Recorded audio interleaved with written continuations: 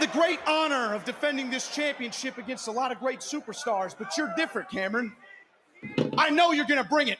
I know we're going to leave it all inside this ring because you have everything to gain and nothing to lose. Braun, it may seem like that, right? That I got nothing to lose. But for you, what, next week it's just another big title defense, right? But what's the worst that happens if you do lose that championship? I mean, you're still Braun Breaker. You lose that championship, you get brought up to Raw or SmackDown. You lose that championship, they probably put you on SummerSlam. I lost my North American championship, and instead of trying to go back for that, Braun, I put all my chips in the middle, and I said I'm going all in on Braun Breaker. But that's what makes us different. What I'm trying to get at, Braun, is that I don't have a backup plan. If I lose that championship, that's it for me. But I guess you don't know what it means about having a backup plan. I guess seeing how this was your backup plan. I mean, you always wanted to be in the Pro Football League, right? But then the Ravens called you up and said, hey, little Braun, you're just not good enough to play on our field. So you call up Pops and you say, Daddy, please, I've always wanted to be in the WWE. And now here you are. Wow, man. I did not expect that from you. What, you want to bring my father into this? I'm just speaking the truth, man. Well, we all know what happened the last time someone tried to do that.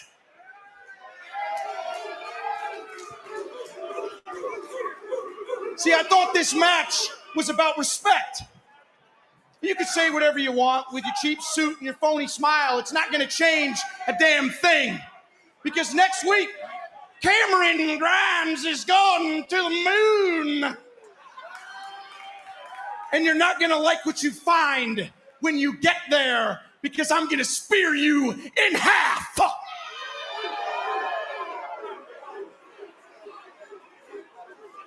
Braun, unlike those guys you may have been tackling on the field, you may knock me down, but I get up. You may knock me down again, but I get up. And you may try again, but guess what? I get back up. You know what? That's fine. Keep getting up, because I'm going to keep knocking you down and make you regret challenging me for this NXT championship. And then, hell, maybe when we're done, you can call up your buddy Ted DiBiase and ask him what you should do next.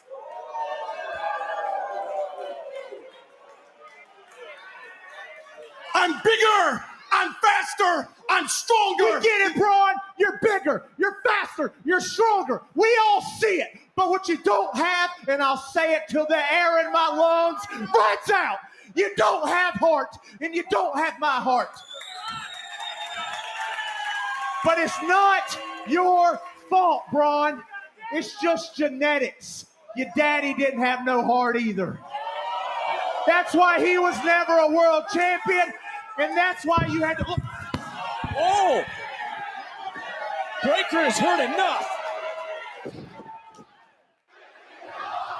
This is referee Dan Perch, and come celebrate pro wrestling right here on the Sit Down Marks podcast. Ladies and gentlemen, the following Sit Down Marks podcast is set for one fall. Introducing first, your heel host that is always helping to spread the good word of wrestling, Dirty Bird. Next up, the co-host from the land of the rattlesnake, editor and producer, Primo. And finally, your co-host, straight out of your mama's kitchen, driver of the grip wagon, straight off a cliff, assistant editor and producer, AJ.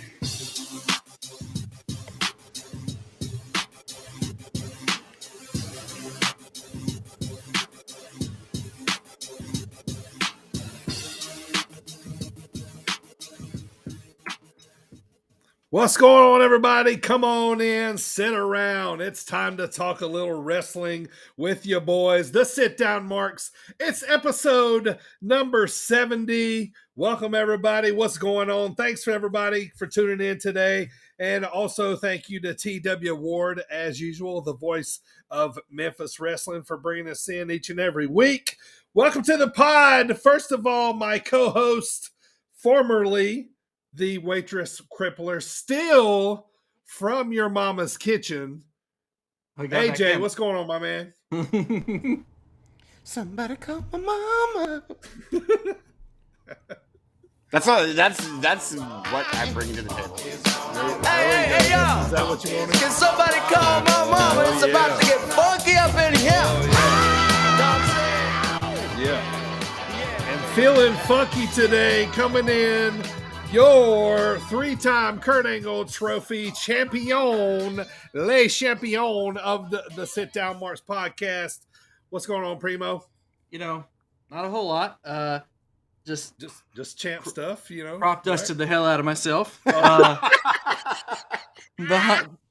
Beyond that, everybody likes their own brand, but sometimes it's a little strong.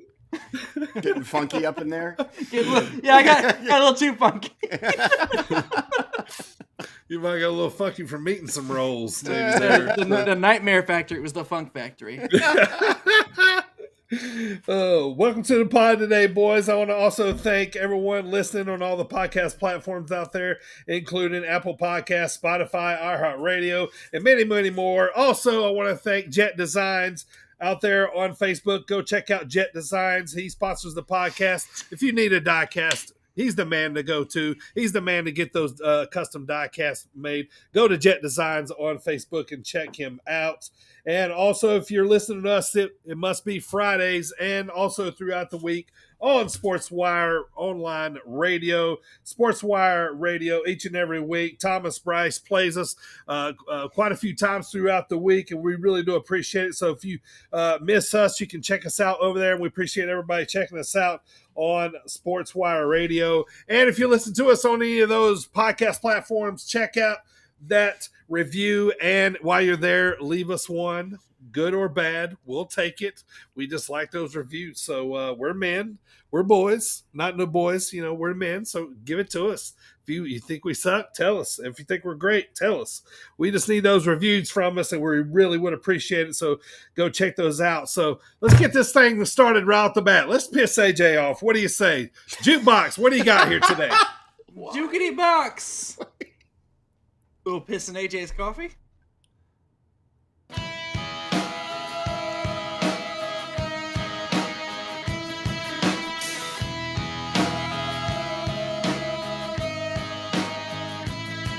With your feet on the air, your head on the ground. I fucking love the Pixies. I love that song, and we're gonna talk about that match extensively later.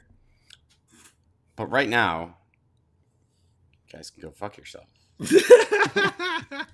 Well, when we seen the one, hey, it's not up to us, but when we seen the one the jukebox was spinning up this week, we were like, oh, it might be a little controversial there for AJ. So, but I do love that song. Jukety box gives us the heads up. But Jukety box is trolling me for some reason. It does. He hadn't played S-Man yet.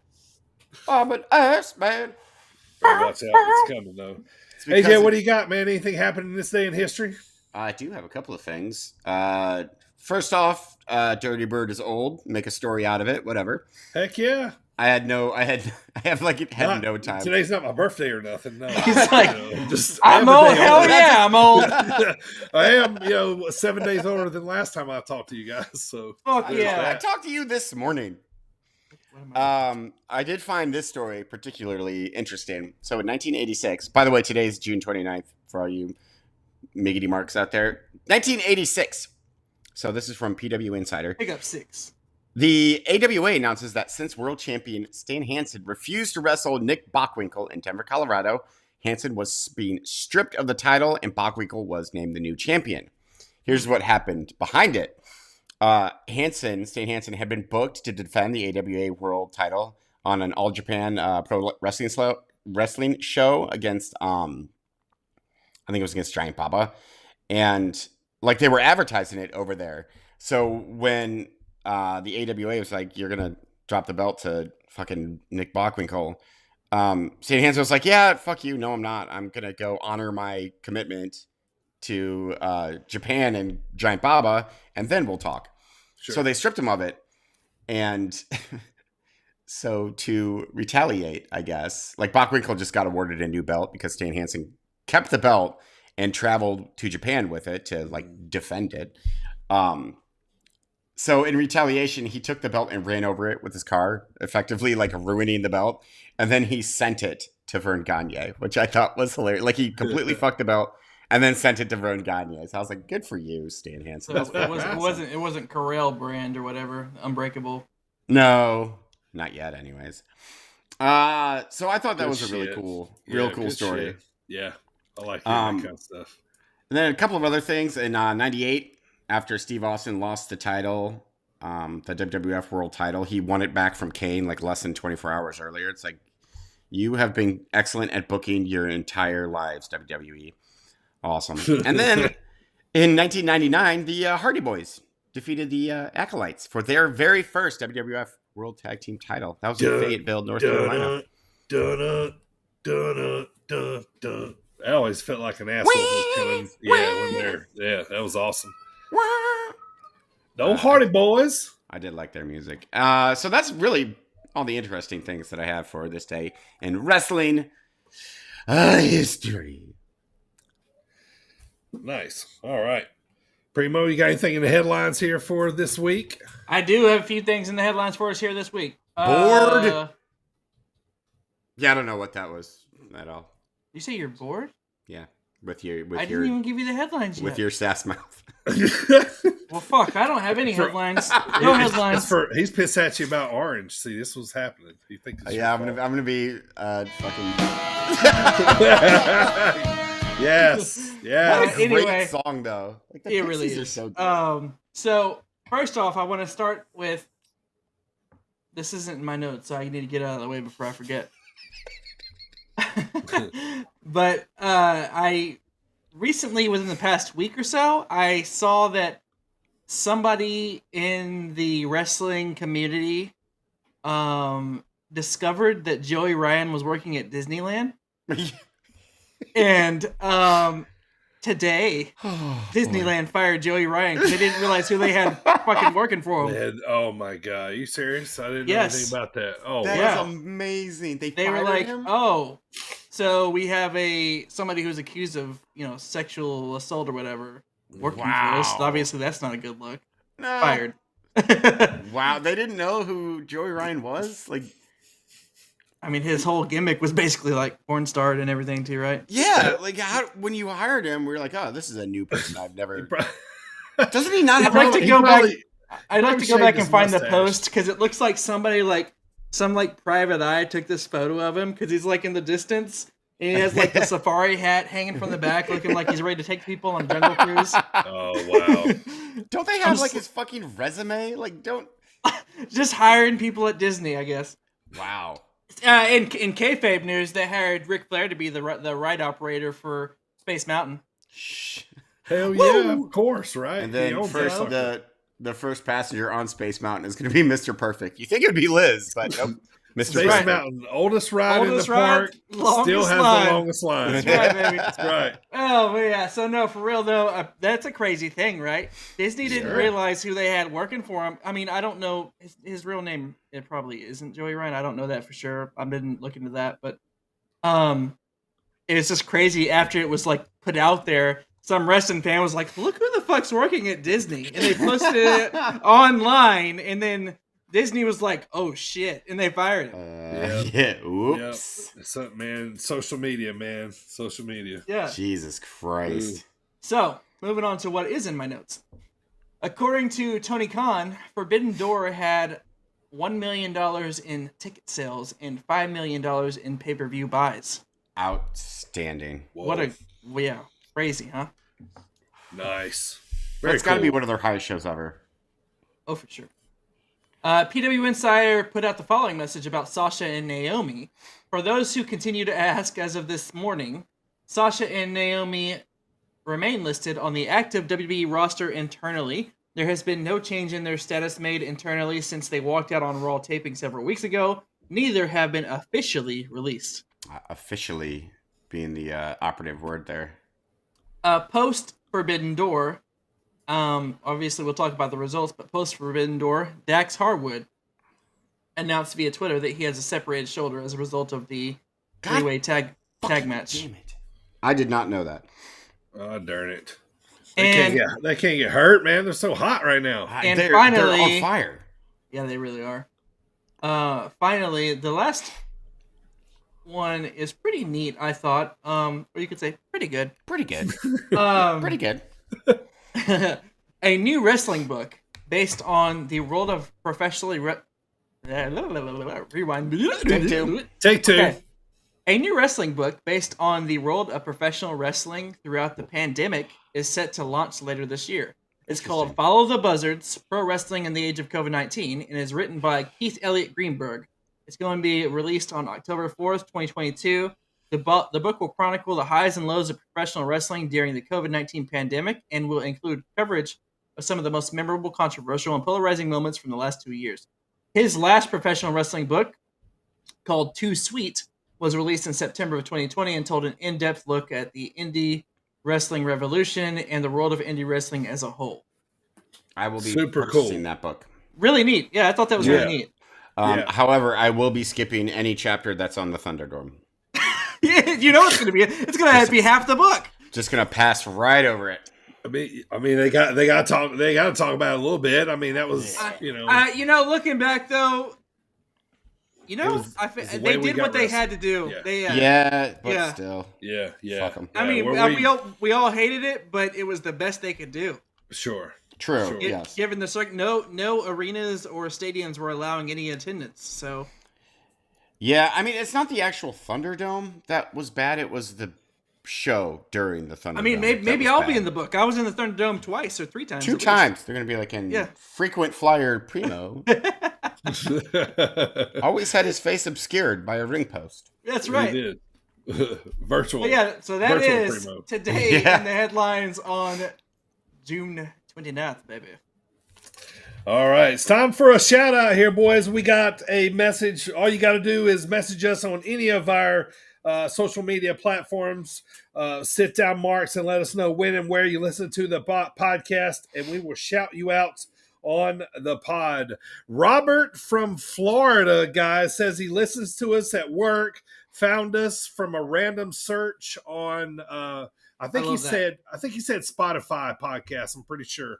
But I'd like to know what he searched for, just because I'm the one that puts in the tags. Sure. I want to know what worked. Like which one? Well, there. Maybe anybody in the future that sends us and finds out. There you go. Primo would like that information. But this particular one, he just said he found us from a search.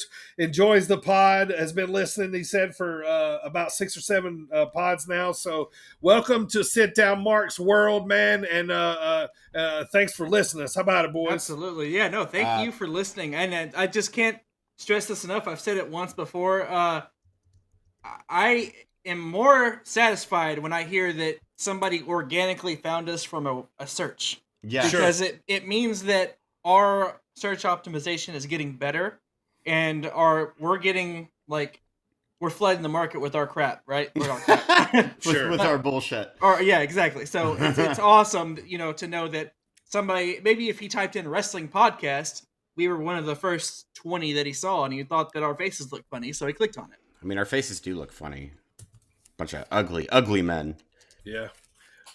It still blows my mind every time. Thank you, Robert that we get from Florida, for listening. We do appreciate it. Yeah, really, it blows my mind too, and it's pretty, I just want to say this too, it's pretty easy to find our podcast. I mean, a lot of the podcasts have like former wrestlers on them constantly, and the big ones on there, but most of the time it's usually, it pops up somewhere. So yeah, so that's cool, man. So thank you, Robert, man. Thanks for continuing to listen, and tell any of your wrestling friends about us, man, and thank you once again, man, for checking it out. All right, let's move on here, AJ. Let's see what you got for your segment this week, sir. AJ's dumb thing. Can't we take a week off? AJ, go have a sandwich or a bowl of cereal or something instead, you big old tit. of the week. You big old tit. You big old tit. You know what, robot voice? I will, fuck you, fine. I will have some cereal. You actually have a box? Holy cow. How's that possible? So, I'm currently holding in my hands a box of WWF That's amazing. Superstar cereal from, it's called WWF Superstars. This is from 1991. I went with the Hulk Hogan and Ultimate Warrior version. They also have just Hulk, just Ultimate Warrior, and then they have Hulk and Animal as well. They also have a Macho Man version, but I went with the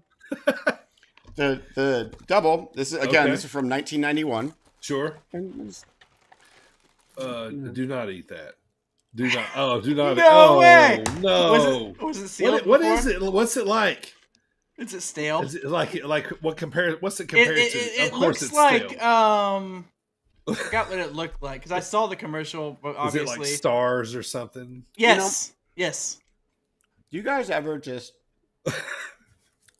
have like existential crises where you'll sit down one day and you'll be like, how the fuck did I end up eating 91 or 31-year-old cereal on a wrestling podcast? Never. When I was 20, I was full of hopes and dreams and like you just went for it. You just went for it. There was no warning. And now I'm eating 20 or a 31-year-old cereal. Yes. I'm disappointed. It doesn't have it's supposed to have flip books where you can. Well, here I'll read the blurb. Study the moves of your favorite WWF superstars, Hulk Hogan, Ultimate Warrior, and the Legion of Doom. All have extensive move sets that you need to learn. With our free flip book inside every box, and but is it tasty? Is it even crunchy anymore? I don't know how to answer that. So back in 91, they still make cereal, with all the sugar and preservatives, and AJ's going to throw up about midway through. So I love this show on the History Channel called The Food That Built America. They do this specifically, where they try out food that's like 20, 30, 40 years old. Yeah. And this should be submitted, honestly. AJ, just puke it back up. Just throw it up. You don't. By the way, I bought this. I bought this on eBay. You don't even know what could have happened. Wow. Injected. It has 4 whole grains. Or no tropical oils. It's encouraging. So they didn't put suntan lotion in it. Yeah. So it's spoon-sized superstars. Hint of vanilla, sweet but no pushover. And I regret. You taste any vanilla? So I taste shame and a life just lost. I'm super impressed that you have that box. I taste wasted potential.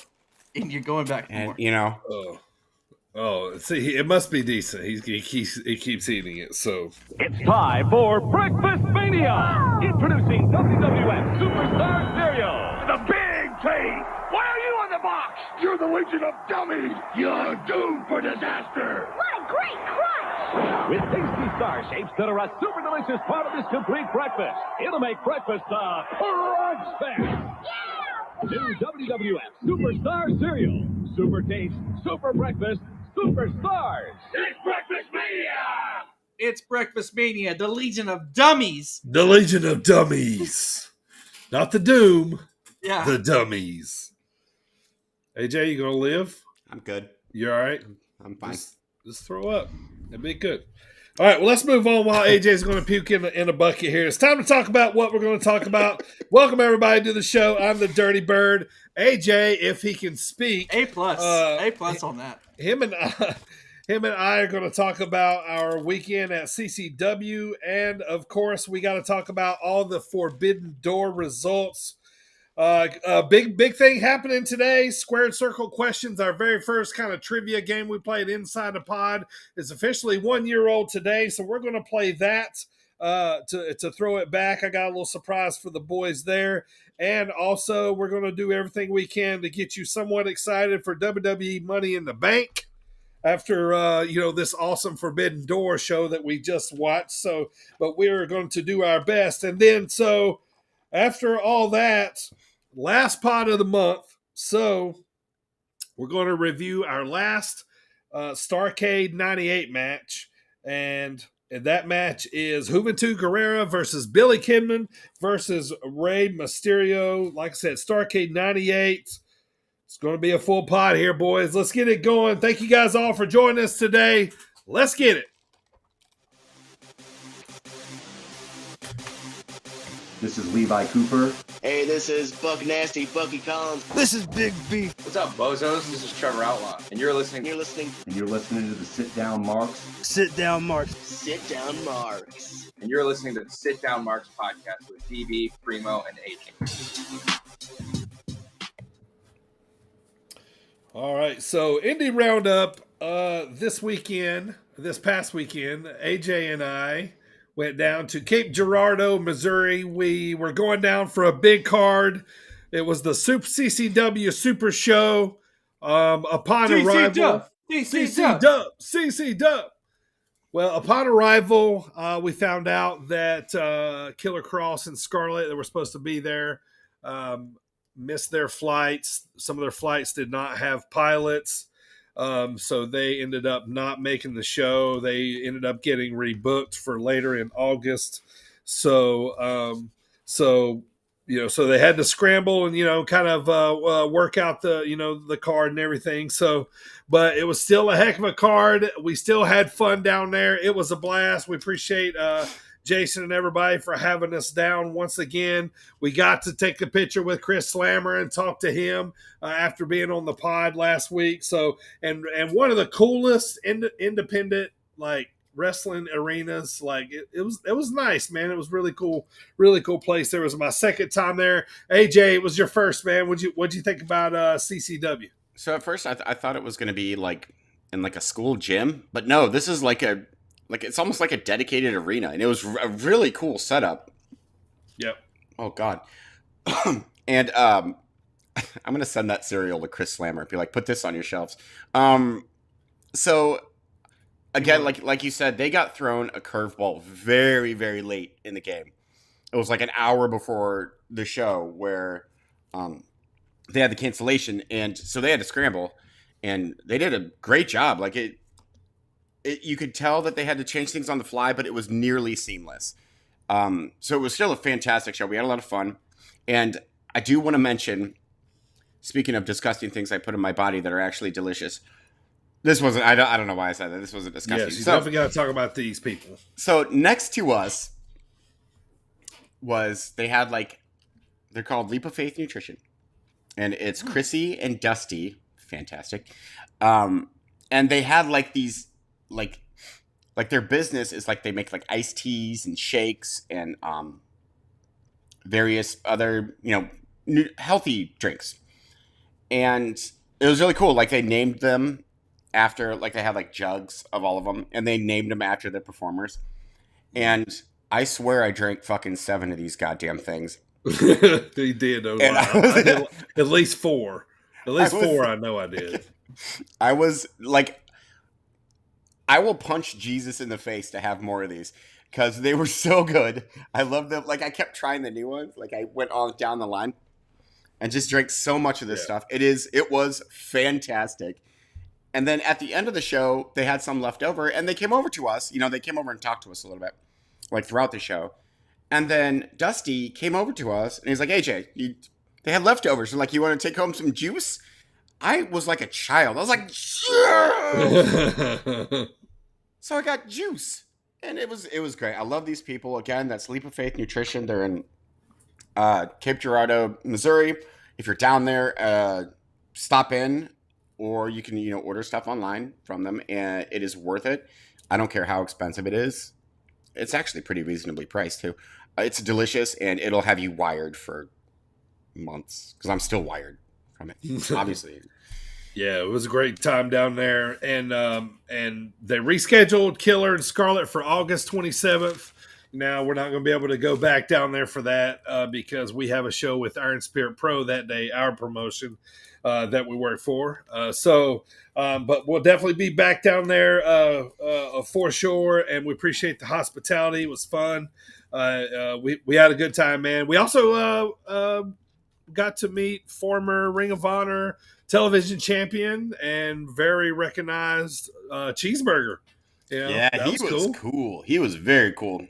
Yeah, he was, and so I don't know why we didn't get a picture with him. Talked to him, didn't get a picture, so that was our fault. That was our fault.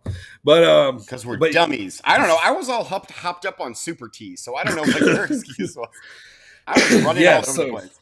It was definitely a fun time. Looking forward to going back down there. We got to see Dylan, and his uncle was there. A very cool guy. He also told us that the arena that we were at, Metallica played there very, very young, like in the Cliff Burton days, if you know anything about Metallica. So that was, very young in the start of Metallica. So that was really cool to hear. And but yeah, it was a very nice arena, and looking forward to going back down there. And then coming up, we're going to be talking about here pretty soon. We're going back down to back up to Zawa. July 9th in Sterling. They have announced that it's going to be an outdoor show. Unless it's some bad weather, then it's going to be inside again at the Moose Lodge there in Sterling. So yeah, looking forward to that one. They're starting to announce some matches, so we'll be talking about that. I guess that'll be next week. Yeah, sure will. I do want to say hi to Tim, by the way. Tim, Dylan's uncle. He was awesome. Really cool to talk to him. Definitely was. Yeah, definitely was, man. It was cool. He had listened to the pod, obviously, when his nephew Dylan was on the show. And it was cool to come out to see him watch wrestling, too, and talk with us. So, very cool. So, all right, let's get to what's getting important here lately. AJ, let's talk about AEW, Dynamite, and Rampage, man, so we can get to Forbidden Door, brother. Okay. Couple of things that I will quickly go through Dynamite and Rampage just because, it's all set up and Forbidden Door has already happened. So first I want to talk about Bryan Danielson's promo. Sure. Because I think he's the best all-around performer in the world, on the mic, in the ring, blah, blah, blah. He had a great line where he was like, Chris Jericho paid Zack Sabre Jr. to prove he was a better technical wrestler than me. I was not only excited to prove that was not true, but I was also going to crush his trachea. It's just so awesome.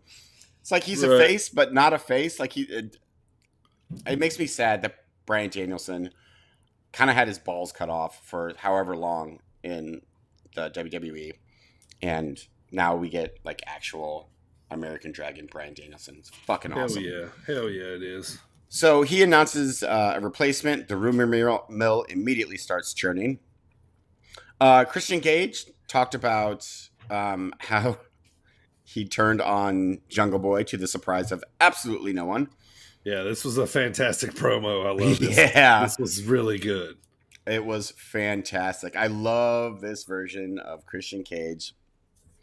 Like this is there are a couple of moments where I was like, "Oh, really?" Like right. Like you're gonna bring up Luke Perry? Like, but it was awesome. It was like peak Christian Cage. So I highly recommend going and finding the promo and listening to it if you haven't done so.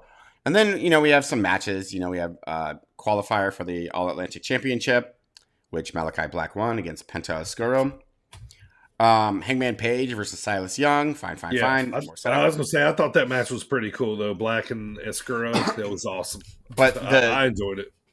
The real reason why it was so awesome was because of Kazuchika Okada. The coin drop. We got the coin drop. Yep. That was so. I love Okada. I love him so much. And so to see him in AEW. He's a fucking rock star, man. Yes. He's a rock star. He's like Jay White, man. He's just on another level right now. Okada's been there for a long time. I'm not saying right now. But Okada's been there for a long time. But like he's like, the like standard bearer basically of him and Tanahashi. Like they're just they're just both rock stars, man.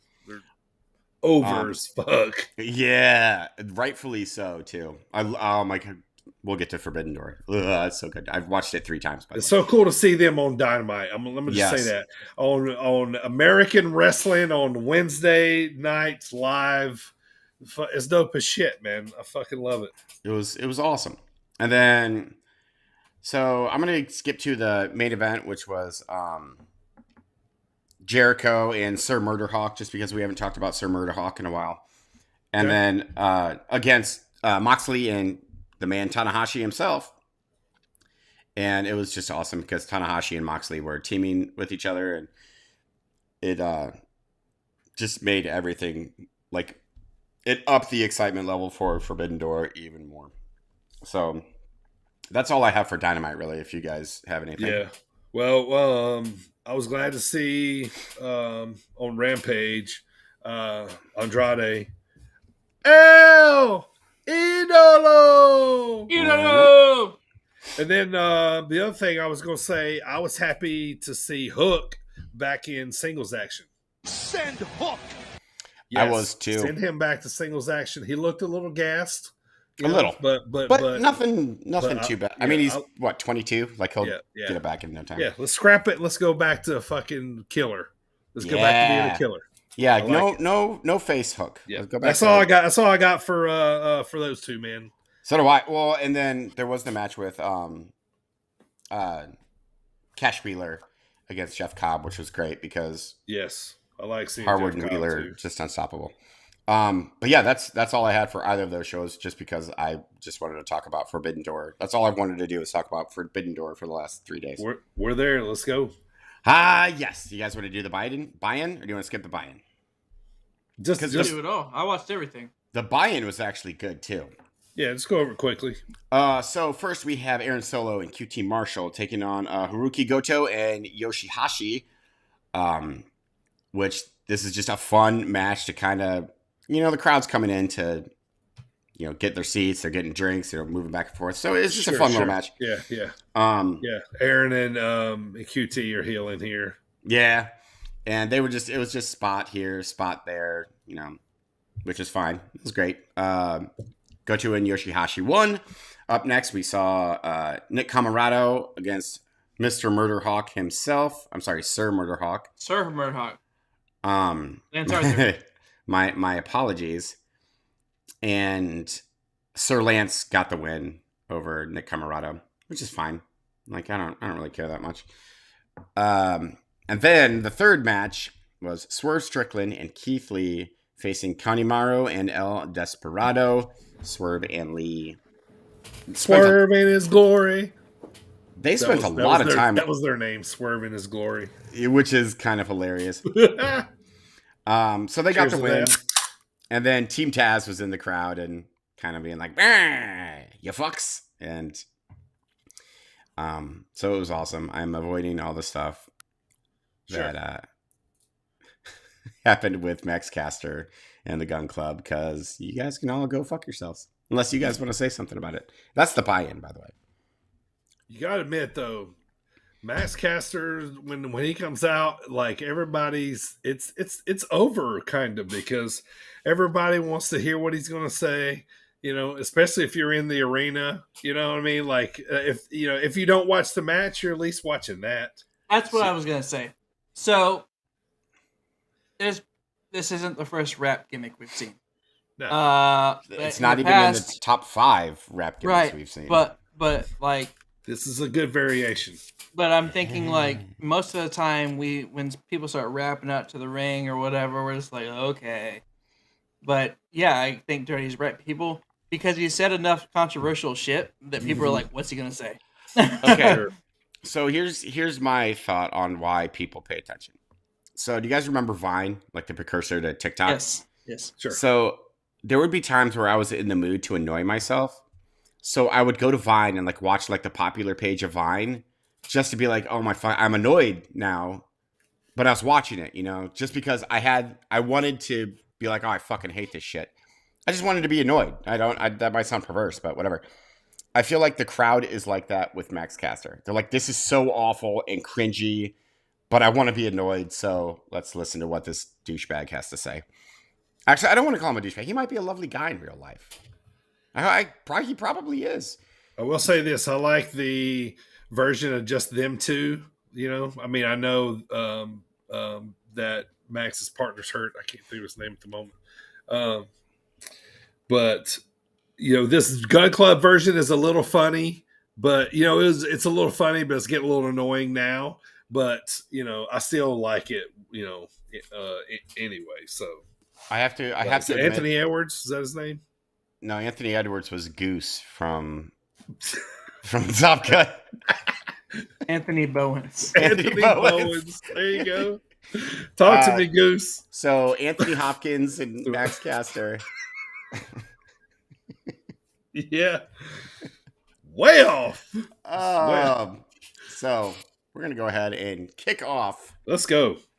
Forbidden Door with, in my opinion, the most annoying match, but it was still good. And that was Chris Jericho, Minoru Suzuki, and Sammy Guevara versus Eddie Kingston, Wheeler Yuta, and Shota Umino. What do you guys think? Go ahead, Primo. It was okay. I mean, it was a good match to prep you for what was to come. But I mean, I have really no opinion on this one other than it was cool to see all those people in the same ring. The only thing I was kind of confused about was Minoru being on Jericho's team. Yeah, I didn't get that either. Right, but beyond that, I was just like, okay, because Minoru was a heel first. Right. Yeah. Right, and which I get, but he has no alignment with Jericho. No. They just they wanted to stick him in there somewhere, I guess. So, yeah. It was okay to start. Yeah, knowing what we knew about it later, it was yeah. I didn't mind Suzuki being on Jericho's side because the way I in my head pictured it. So I play a lot of video games, and there's this character in a lot of Final Fantasy RPGs called Yoshimitsu, and he's like this swordsman guy, and he'll fight for whoever pays him the most. Yeah. So that's how I picture Minoru Suzuki. He's like, yeah, whatever. I'm on my own team, but yeah, sure. If you pay me, I'll do whatever you want me to do. Mr. Blade. So it was fine. I like Kingston. I like Suzuki. I like Yuta. So it was an appetizer. Yes. Sure. Up next, we have Roppongi Vice versus United Empire versus FT fucking R. A+. Yeah, without definitely. Question. Great match. Probably my favorite of the card. I have such a hard on for FTR right now. Yes. They are so over. My God. Yeah. And I didn't even pick them to win. I picked Roppongi. Yeah, we all did. Really, I think. I didn't. I picked FTR. You fucks. We both picked Roppongi, and then you picked fucks. Okay. So you giant tits. Yeah, honestly, I was surprised. I was genuinely surprised that they captured the IWGP gold. I loved all it. The belts now. All the belts. Yeah, and I was just about to ask, it's my own ignorance, but I was about to ask, when did they lose the AAA titles? But they didn't. They just haven't been carrying them. Yeah, they still have them. Because then I saw the picture later on the night of them with the 3 titles. And they were probably coming for the AEW titles if what's the name hadn't separated the shoulder now, so it might be a little pump the brakes on that. But it's put a shoulder back. Just pop it back in, but I think it was Wheeler that or it was which one? I can't remember which one. Fucking hurt his shoulder. Yeah, Dax Harwood. Oh yeah, it was Dax. Okay, Bald. So Wheeler, I feel like can be a singles guy and carry that team in any storyline that needs to be carried. If Dax is going to be out for a while, they're just that good. So yeah, FTR gets the win. Now they have so many belts, and up next, they're going to come for the AEW World Titles, and they're going to win them, and then they'll probably turn heel again. They're going to fight the Good Brothers in Impact. You know how awesome that match would be. Sweet. Give it. It's happened in WWE. Yeah. Oh God. So Revival. We mentioned Bryan Danielson in WWE. What was that club they were in with AJ for a little while? The club. They were just called the club. The club. Yeah. Beat up John Cena. What's that club? The club. Yeah. And they were just called Gallows and Anderson. Yeah, that's right. Like again, like compare FTR now with FTR or the Revival in WWE, where they were like shaving each other's backs and stuff. I used to like to say, I like that I used to always just say, top guys out. Yeah. And in they the are. beginning, the Revival in the beginning were kind of like what they are, like their characters are closer to what they are now. Yeah, in NXT, this is how they were in NXT. Yeah. They were back over when NXT was awesome. in. Yeah. Say yeah. Yeah, the Revival versus like DIY and like a bunch of those other tag teams from NXT's golden days. Heck It was awesome. So if that match was an A+, this next match I give just an A-. It was Pac versus Miro versus Malachi Black versus Clark Connors for the All-Atlantic AEW All-Atlantic Championship. It was good, and I mean, obviously we got to crown the first ever champion, and I'm okay with it was a good decision to put it on Pac. After thinking about it, I was like, originally I said Miro, but then I was like, you know what? Pac kind of deserves that, He does. Yeah. And it was a fantastic match. Yeah, match was so fun. The match was really good for me. I wanted Miro to win, obviously, but me too. I don't know with Pac. Like for me, it's like he's not like a title guy. He's more like a faction guy, a feuding guy. You know what I mean? Like I don't really feel like a title elevates him or brings him up or down. Like I don't know. It's just like to be the first. I don't know. I kind of thought. I think that would go Pac. I think they would go with Connors. I thought it'd be one of the other two. I don't see him holding. Well, I don't think it would have anybody that's not part of AEW. Right. But being it's the first time, the first ever holder. Sure. But I also now saying that I don't think that Pac is going to hold it for very long. No. Yeah. To your point about Pac not being like a title guy, like it doesn't really hurt him or help him, but it does whatever title he has. Because remember when he like the cruiserweight division was just I was shit, just thinking about that. And then Pac got it, and then it was a thing. He was the Bastard King or whatever. Yeah, and it was awesome. It was awesome. Sure, but, So I also, because I was wondering why they would decide to put it on Pac too, but apparently, so I was watching, I think it was like Wrestle Talk News. They do reviews of shows, and they're British, like they're in England. And so they were talking about how over there, AEW is like twice as popular as WWE. Like people watch AEW, like that's their thing. Sure. And Pac being from Newcastle or wherever he's from, it makes sense to have a British champion. Every person from the UK that we've had on the show, they've all said that they really enjoy. I think it has to do with the schedule too. Yeah, and availability. Yes, because I guess you got like WWE's behind a paywall where AEW is just free for everyone. Yeah, they can watch it on other sources. Yeah. Yeah. So yeah, I liked it. Match was awesome. So up next, fucking hell, the Bullet Club versus one of my main knocks against the pay-per-view. I have two giant ones. The Dudes with Attitudes, which I think was the dumbest fucking name I've ever. It's like Zach Morris's band from Saved by the Bell. The original Dudes with Attitudes was like way back when, but I don't understand why Sting and Darby Allin and I forget the other guy's name, but why they were the Dudes with Attitudes. It's Shingo Takagi. That sounds like a tag team that wrestled at the Armory around the corner from me the last weekend. Yep, Dudes with Attitudes. The coolest thing for this match for me personally was seeing the Young Bucks back in like their Bullet Club attire and stuff. Yeah, it was definitely cool. Yeah, I'm digging that. I like that. I mean, the match was, again, anytime Sting does things, I mark out like a child. Oh, yes. So, like, first of all, how he entered the match. Oh, yeah. Yeah, that was awesome. Dude, Sting, you are a 65-year-old man. Please stop jumping off of things. I don't think he knows that. Right. Oh, my God.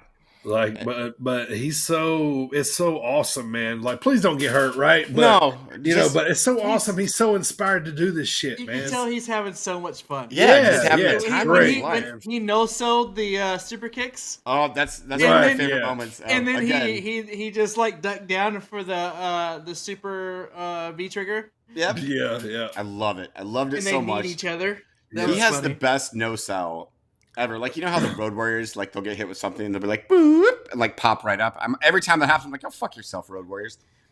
I mean, I know you love them, so I apologize. No, don't you ever say that ever again. What Go the fuck fuck? Legion yourself. of Dummies. Your Yeah, mouth. go- The But hell? when Sting does it, I'm still like, yeah, fuck that shit. So, you know, dudes with attitudes get the win. Of course. I loved it. Loved it. Yeah, awful name, but funny. Yeah. Yeah, I enjoyed it too. Up next is one of the this had to have been a piss break match. Like I can think of no other reason why this was on the card. And it was still a good match. Like, don't get me wrong. Thunder Rosa versus Toni Storm for the AEW Women's title. Still a great match because these two, they have It was great on there chemistry because she together. had to defend her title. Yeah, I think so. But you have all these awesome, like, you know, New Japan guys versus AEW, and then there's this straight AEW match. Sure. But it was fine. It was still a good match. Yeah, this match was good. Yeah. I thought it was all right. I thought right result, make Tony look good. You know, start a little rivalry there. Yeah, good Shook shit. hands afterwards. Like, it was great. Yeah. Thunder can make others look real good. And I thought she made Tony look good here. Yeah, I did too. I thought it was cool. But again, I didn't think it was necessary. So, up next, in my most surprising match of the night, we have Orange Cassidy versus Will Ospreay. This match was...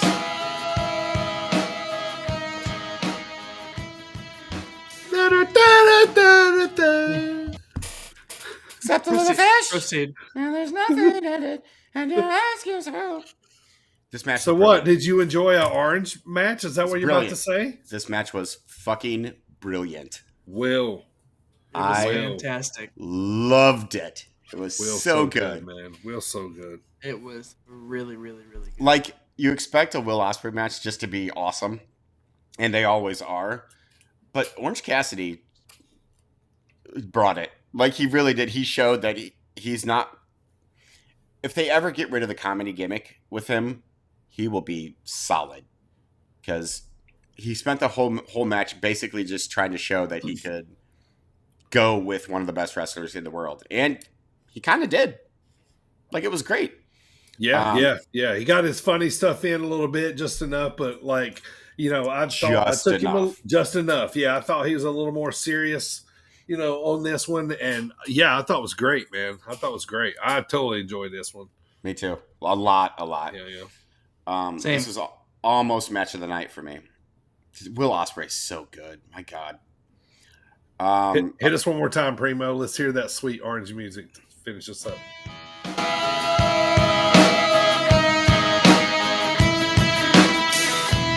I'll play it to the words, yeah. You know, that's one of the first songs. Draw this track and spin it. Yeah. It's one of the first songs I ever learned how to play on guitar, by the way. Nice. Yeah. The Pixies, Where's My Mind? I figured that would be Karma Police by Radiohead. It's fucking hard. I've tried. God, he must have like 7 fingers. Like, it's on one hand. Like, it's amazing. So up next, we have my actual... It's a great song. It really is. All right, we're done. No, you can play it in the background. It's fine.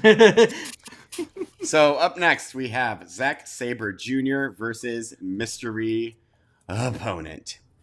Okay. You guys ready? Mm-hmm. We haven't got to do it in a while. Cesaro. Can't say Cesaro. Claudio! Yes! Claudio Castagnoli, which... One, I love that he's back to Claudio Castagnoli. It's so awesome. Boy, he got a big pop, didn't he? Say, what an ovation. He got the biggest pop of the night. Woo. It was amazing. Just to see him come out, and I know I was going nuts. It was like 3 in the I morning. was too. It's what I waited. It's literally what I waited, stayed up and waited for. Newest member of the Blackpool Combat Club. And he joined the Blackpool Combat Club, which is now one of my favorite factions of all time. Just because people out there, like there were like people in podcasts, not gonna say any names, but they were like, how do we know he's in the Blackpool Combat Club? It was on his fucking jacket, you moron. that's great. Literally on his jacket and Yes. on his Titantron. And they said it like 50 times. Yes. But wow, this match was also brilliant. A plus for this match. Zack Sabre Jr., obviously one of the best technicians in the world, and Claudio, now that he's able to like do stuff again, is utterly brilliant. I cannot wait to see where they go with him and what they do with him, and it's going to be so cool. I was so psyched, and I know that we've been like us here have been bitching about AEW's like bloated roster. I don't fucking care. This is a signing that is spot on. They put him in the right spot, and I can't wait. Can't wait. I'm so excited. So when we got Bryan Danielson back healthy, you have this just stacked faction. Yeah. It's Sick. amazing. It's amazing. It really is. You have Bryan Danielson. What a learning tree for Wheeler Yuta. No shit. He's with Claudio Castagnoli, John Moxley, and Bryan Danielson, managed by William Regal. Exactly. Fuck right off. That is, like, depending on what happens, like, obviously it's early in the formation of the Blackpool Combat Club. But depending on what they do, this could turn into, like, one of my favorite factions ever. Just because it's three of my favorite guys of all time are in the same faction. It's amazing. I saw this clip from the post. The media scrum from where he's gushing over him. Yeah.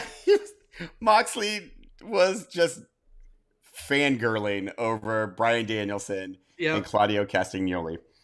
And Eric, if you had ever read Moxley's book, like he has these little blurbs, like you can tell John Moxley and Claudio are like great friends. Yes. He has these little blurbs that say jokes Claudio told me.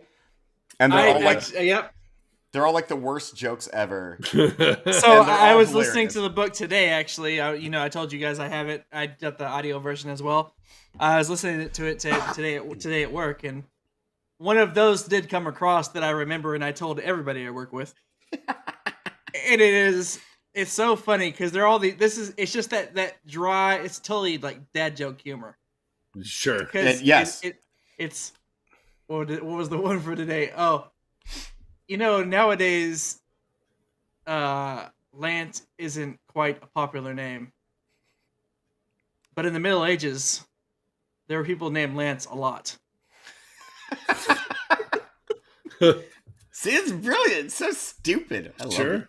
But he has these all over the book, and they're all from Cesaro. Yeah, and each one is funny just because it's fucking Cesaro. And you just picture him doing it, yeah. Oh, that's great. We lost AJ. We did. That's okay. So what do you think? What do you think about like the future of the Blackpool Combat Club? I mean, it makes it a pretty fucking stellar, like unstoppable force, right? Unstoppable faction, like a pretty nasty one. Especially now, spoiler alert. AJ will be coming back here in just a second. I don't want to ruin it, but they're adding titles now to the faction. So they are. Well, Moxley, I'm sorry. I totally that went over my head. I mean, titles within the group, like Cesaro was like the henchman or like titles of the people. I was what? Leader, henchman, secretary. Yeah. All right, AJ's back. Moving on. I'm going to get really pissed. Like, if my internet's going to go out during WWE, not during one of the greatest pay-per-views that has happened in years and years. So, up next, we have Jay White versus Adam Cole. The Catalyst. And... versus and Kazuchika Okada. Again, this is an A+ match. I thought it was amazing, except for the fact that apparently... Adam Cole might actually be injured. It was a weirdish finish that I think they did it on the fly. Yeah, he got knocked out, I think, right? Yeah. He was...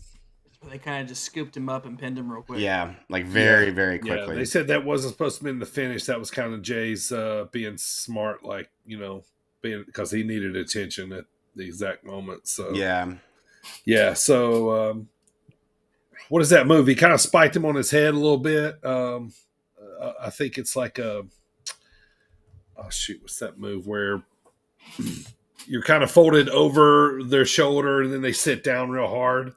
You know what I mean? On the mat. Yeah. Kind of like spikes his shoulder Like in his spike head. pile driver kind of. Yeah. So, but Hopefully hope he's okay. Yeah. Even before this match started, like seeing those 4 guys in the ring in like 4 different corners with the crowd chanting just holy shit before anything happened. Fucking awesome. Imagine this pay-per-view had CM Punk, man. Oh my God. It'd been, like, I mean, it was already amazing. It was already freaking amazing. But yes. So then we come to the main event, which is Jon Moxley versus Hiroshi Tanahashi. And this is another, for me, A+ match. They beat the fuck out of each other, like you knew they would. And, you know, it was worked almost a little more like a New Japan match than a like American style match. You know, it's slow build, all kinds of stuff happening towards the end, you know, flourish of things. And Moxley got the win. So he is your interim AEW World Champion, which I think is the right call. Yeah, I think it's the right call. I'm a big fan of Tanahashi. Y'all know I'm not a real big fan of Moxley, but I do think it's the right call. But let it be known, I'm never a fan of anything interim. Like, yeah, I'd rather just take the belt, strip the belt, and then we'll let the champion, whoever wins it, be champion. I hate this interim stuff. You know, it's like, all right, when Punk comes back, he's got to wrestle. Let's just say Moxley has it. When Punk comes back, is he got to wrestle Moxley, or it's like, or does the championship automatically go back to Punk? Yeah, Punk. And then they take it from Moxley. You know what I mean? That's what interim really means. Yeah, you know what I mean. It means filling. I hate that. I hate it. Like when Punk came back from whenever he supposedly quit, and then he had the championship, and John Cena had a championship at the same time. Yeah. So I'm not a fan of it, but I do think this was right call, and I did enjoy this match. I thought the match was great because they have such a history in New Japan too. Yeah, and, they do. You could tell they respected the hell out of each other, and they did it at the end of the match too, where they had shows of respect. And so up to this point, I don't know when I texted you guys, but I was like, am I exaggerating when I said this is one of the greatest pay-per-views I've ever seen? Let me see. I had just laid down in bed, so that's why I didn't respond. Yeah. I mean, it was... But it was at 10:51 p.m. Okay. Sure. Yep. It's the best all-around pay-per-views you've ever seen. Literally said, that's exactly what he said, yeah. Until the wet fart of the fucking ending. Must be that last 9 minutes of that hour. So I will say this now. I've been saying this to my brother for weeks now, ever since the Jericho Appreciation Society formed. I've been saying, you can't say it yet. You can't say I told you so yet. Michael, you dirty fuck. If you're listening right now, you can now say, I told you so. I was pissed. I'm like, no, fuck off. I don't care. Jericho Appreciation Society, Sammy Guevara, go get fucked. Go away right now. I was angry at this, and it soured a lot of what had just happened for me. I was very angry. Like, I don't know. Like, I feel like we could have done something else. Like, you know what I mean? Like, you know what I mean? But I was still like, all right, this is how they're going home. Okay, whatever. Everything else has just been awesome. So anything else would have, bring Punk out. Just bring him out. Just have him acknowledge Moxley or something. Just anything except for the fucking Jericho Appreciation Society coming out to beat down the Blackpool Combat Club. We were in Chicago, so yeah. I mean, blood and guts. I'm glad you said that. I'm sorry, I didn't mean to cut you off. No, go ahead. But I had this in my head like all week, and I wanted to talk about it here on the pod. Forbidden Door, right? So obviously we know it was AEW and a AEW / New Japan Pro Wrestling co-promoted event, with the whatever you call it, the parent partner being AEW in this. Mhm. Do you think so? Chicago is known, and we all know this. We've voted on top wrestling cities before, but even Number without one. us, without our opinion, Chicago's known as one of the top wrestling cities. Mhm. But do you think this event would have got over the same in like Lincoln, Nebraska, Yeah. I do. or anywhere else, like any small, any other venue that wasn't like one of the known wrestling towns? Yes, Yeah. I do. I think it was that good. Yeah, I think it was a star-studded. They would have sold that out wherever they went to. The reason I asked that is because you have Chicago, Sure. whether it's Chicago, Philly, New York, wherever. Yeah. Those fans Yarmouth. know who a lot of these people are. Sure. Yeah, that's true. Sure. You go to some of these other small places. You might even go to Austin, Texas, Right. to their venue, and some of those fans might be like, "Who are these guys?" I think that I think that AEW fans generally have a broader appreciation for like worldwide They wrestling. come from the indie scene. So, Yeah. Sure. Yeah. I definitely do. And plus, when they booked Chicago, there was the idea that Punk was going to be champion going into this. Well, yeah, of course. You know what I mean? So there's no I reason think to have it there. Definitely the right move. Oh, for sure. Yeah. But I do think that it would sell out anywhere just because of the star power. Yeah. You know what I mean? Like the hardcore marks, would always sell out a card like that, in America, especially. Another thing I am excited for. I mean, there's no doubt that this happened.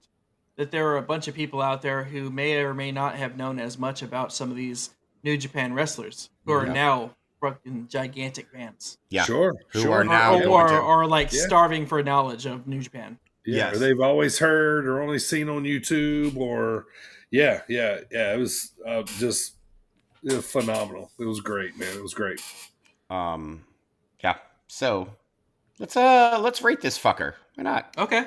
Smelly market. We're gonna smell I'll market. give it a smelly mark, and I'm usually pretty conservative and harsh, but I am generous on this one. It was good. I can't lie, and I loved everything about it. I'll be honest. I'll give it a 9 out of 10. Solid 9 for me. Yeah, had they pop me again at the end, some kind of something crazy to boggle my mind, like some kind of surprise or something like that, this would have been a 10 all day. But 9. Before we get to AJ's rating, one last question I had, or a little note here. We know as a sideline, we did talk about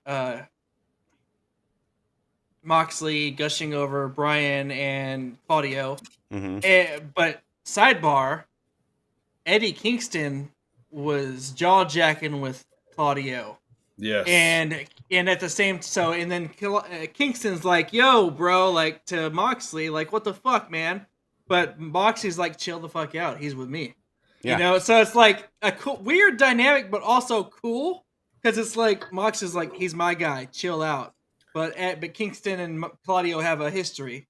Yeah, from they way back. have heat. They have heat. Yeah, Which I don't understand their heat, because in this instance, I'm like, Eddie Kingston, you're a prick in this situation because it's Claudio Castagnoli. Like, fuck you. Right. Like, right. Yeah. You like holding grudges and shit. Yeah. I just don't think they like each other. No.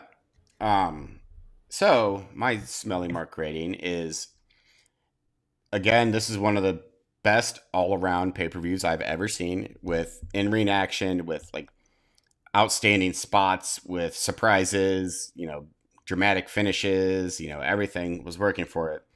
And then there was that just dirty wet fart of an ending. So I give this a 9.5. It would have been a 10 for me had that ending been anything else. Anything. Or had it been nothing. Had it been Moxley just them holding shaking the belt. hands and ending. Yep, right there, 10. But no, like, since they did that, it actually made it a worse pay-per-view. I feel like they felt like they had to do something to build a story for Blood and Guts. The upcoming Blood and Guts, yeah.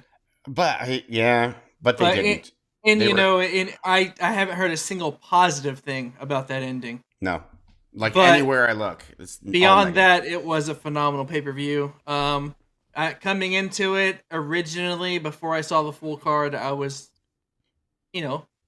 okay with it. I wasn't super excited until I started looking further into the card and seeing what was all in there, and I did get excited. And the thing I was most excited for was what we all knew, that Claudio was going to be the Bryan Danielson's chosen one. And he sure did deliver. I think it's even cooler that he got such a loud ovation. Yeah, and we all knew that's who it was going to be. And yet everyone still was just as excited. Yeah, it was. Those are the two biggest pops, by the way, were Claudio and Okada. Were the two biggest pops of the night. It was just fantastic. Yeah, shout out to AEW, New Japan. This was fucking awesome show, man. It was. I wish I could have seen it live. God, I was so close to driving up there. I got off work because I was set to get off work at 5:00, and then I was going to sprint up there to try and get something, and I just couldn't pull the trigger because I got done a little bit late. So I was like, okay, the first, By the time you got parked to a sold out show at the United Center, it'd probably been like 9 o'clock before you got in there. Yeah, it would have been 3/4 of the way over. So I am pissed about that. So last week I covered a headline about Tony Khan kind of thinking about making this an annual event. Now that it has taken place, what's your guys' thoughts on that? Please. Yeah. Right. Yes, please. Yes. Yeah. It's like a super show every year, where it's like I'd like to see next year do it in the Tokyo Dome. Who do you think benefited more from this? AEW or New for sure. AEW for sure. I don't know. I think both of them. I think AEW had fucking Japan's top stars on their card. That's a good thing. You know what I mean? But I think they elevated each other. I mean, they did, but AEW got the bigger. I think from money wise, AEW, but from a consumer standpoint, I think New Japan. Might have, yeah. Can you imagine this in front of 100,000 people in the Tokyo Dome? How fucking awesome that would be. Yeah. I'd like to see next year, maybe some New Japan guys win an AEW title. It was kind of one-sided. That'd be wild. And that's in that way it was kind of predictable. I knew that an AEW guy was going to win be the first winner of the Mid-Atlantic Championship, and I knew Moxley was going to win. All that stuff. Yeah. So that none of that was a surprise to me, but at the same time, even if you kind of knew the outcomes, they were still amazing matches. Yes. Yeah. Yeah. It was fantastic. It was great. All around one of the best shows. I'm going to watch it again probably this evening because it's all around one of the best shows I've ever seen. All right, Primo, if you're ready, man, let's do some Impact Wrestling and NWA. And some Indwa Power. So, Impact Wrestling, we have Josh Alexander defeating Diener by submission. Cody Diener. Cody Diener. Yeah, by he's submission. in Violent by Design. BBD. Yep. BBD. So it was just a match. One of those, Impact is still one of those companies where the world champ still does matches on the weekly show. Sure. Anyway, what a concept, right? Right, exactly. Put your champion on TV. Weird. Right. Next up, we had. So remember Slammiversary? We had America's Most Wanted come out and cheers with Good Brothers and Briscoes. Yep. Well, now James Storm appears to be aligned with the Good Brothers and the Briscoe. They all seem to be on the same side as they're now feuding with Honor No More. They had the main event actually was a 6-man tag with Honor No More actually defeating James Storm and the Briscoes, but at Against All Odds, they're looking at having like, I think a 5-on-5, a 10-man tag. Yeah. Which is pretty neat. So I guess, Chris Harris isn't really going to participate, but no, I kept thinking he was going to come out, maybe sometime at the end of the show or something, but yeah, no, it looks like not, who knows? And then finally, we have Sami Callihan and Moose's feud seems to be far from over. Moose attacked Sami after his match and then smashed him with chair shots and threw him through the announcer's table. And then it gets announced that the Clockwork Orange House of Fun is making its return to settle this feud at Against All Odds. That'll be fun, although it's, that'd be a good reason to watch. What is it on Impact Plus? Is that one of those that's on Impact Plus? Yep. Yeah. Usually nothing happens on that, but, they got to blow this thing off here pretty soon, maybe. Right. I'm guessing, but, Sammy's back, man, full heel. His hair's all crazy again, and, I'm liking this feud, the angle of revenge from Sammy because, Moose hurt him and that kind of stuff. Yeah, but but it's missing a little eventually, it's, yeah. It And also needs it's something, like, you got to play it out, but because obviously it kind of needs to happen. Because otherwise we'd be like, you remember when Moose hurt you? What happened? So, right, yeah. But beyond that, I'm ready for both of them to, do this and then do what they need to do. Agreed. So, next, you think Sammy goes like after the belt next? Or one of I mean, him and Josh Alexander, they've wrestled each other on the Indies. They know each other very well. I think that would be an awesome feud. Not to take the belt off of Josh, but that he would be a great opponent for him. Yeah. But yeah, I agree. I am ready for Sammy and Moose to go ahead and clash and get this thing over with. Obviously, like we said, it needed to happen for closure purposes. But beyond that, it's coming to the end of its life. Yeah, agree. Moving on to NWA Power. So Matt Cardona came out with his arm still in his sling, because he had his surgery. Sure. And he vows to come for his title when he returns because he was technically never pinned or submitted. All he did was hand his title over to Billy Corgan. Matt says the Cardonas are stronger than ever and calls VSK the future of the business. He notes that Mike Knox should be in the title picture currently, while Matt is out injured. And also Cardona says that Billy Corgan better be a man of his word. When he comes back, he should get a shot at the title or he is going to smash his pumpkin.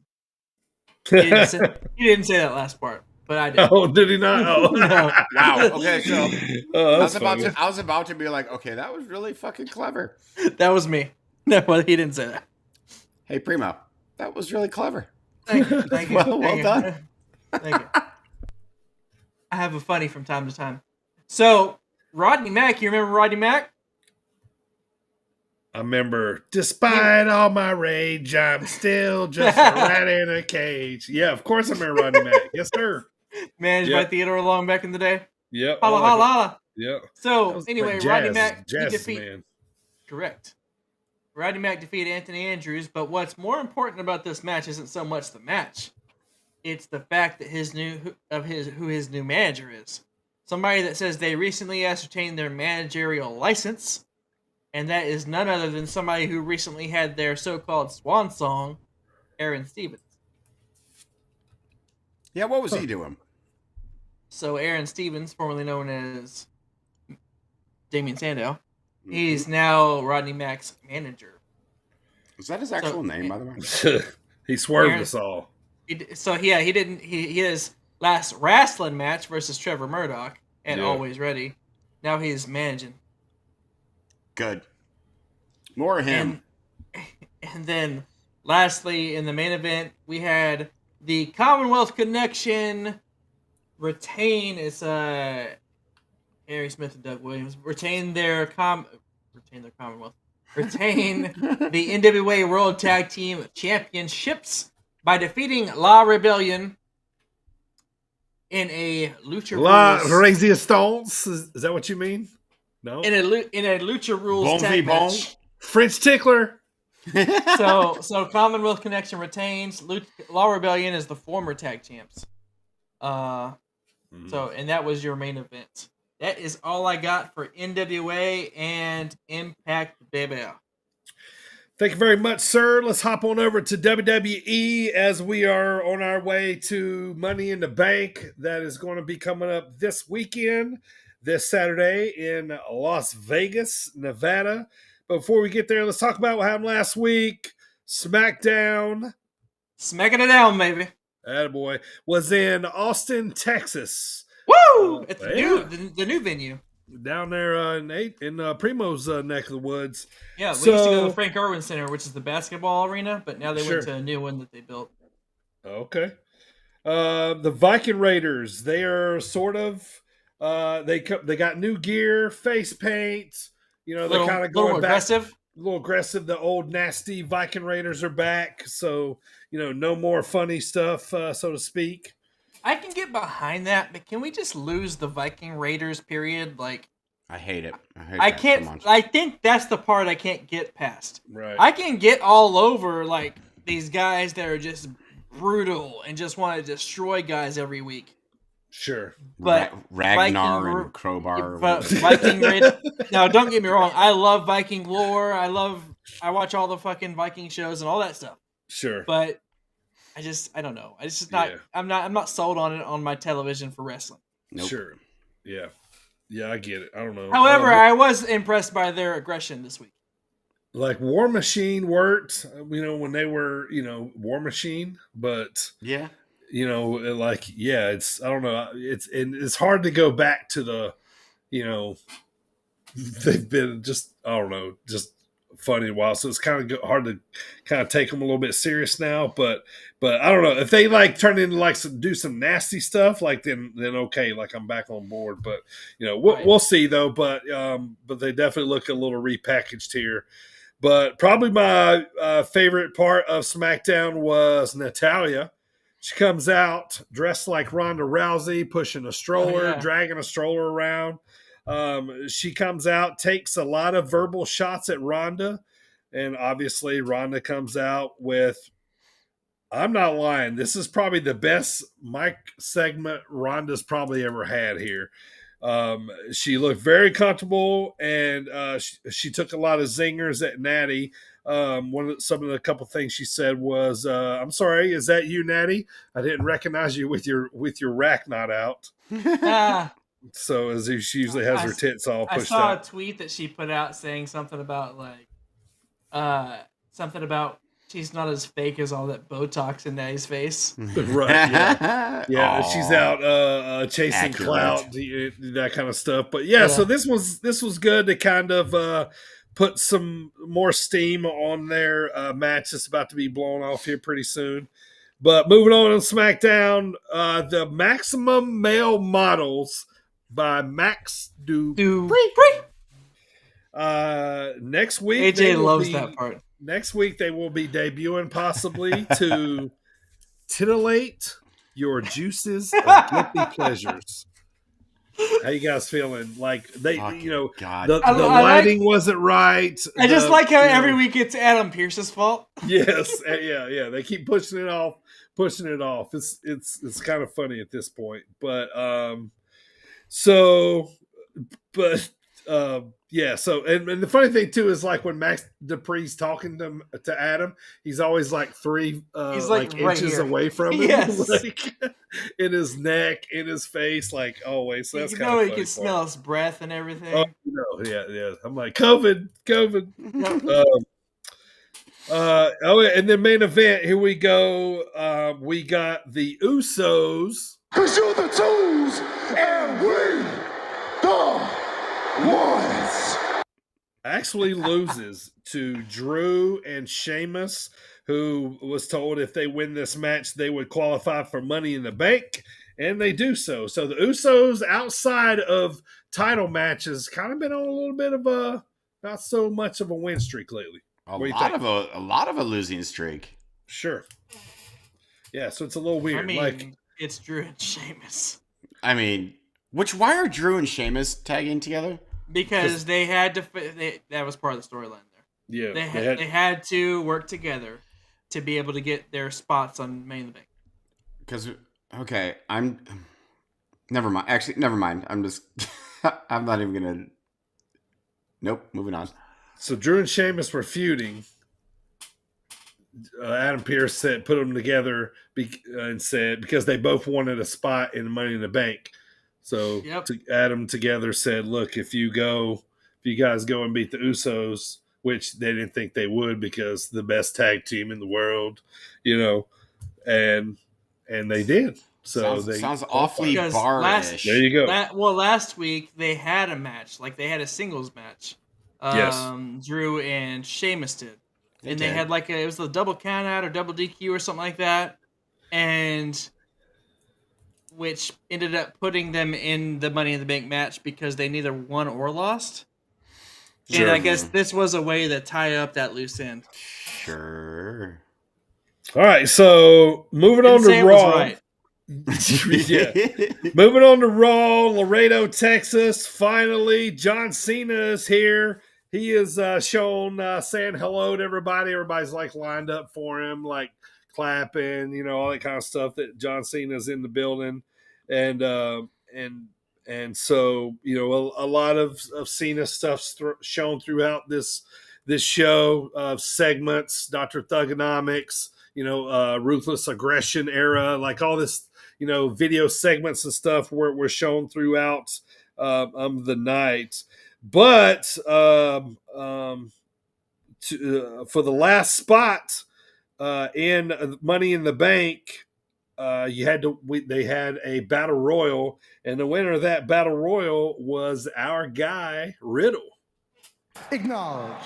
What up, bro? Acknowledge that Riddle. Yeah, so I'm liking him in the Money in the Bank. I could possibly see him winning this thing. Maybe my daughter was not happy. No, she is a big Miz fan, and right. Why? You asked my daughter. You know why? It's because he's on TV. That's exactly why. Yeah, she's a fan of Miz. She saw him on TV outside of wrestling, so that's why. Yeah. So back to Cena.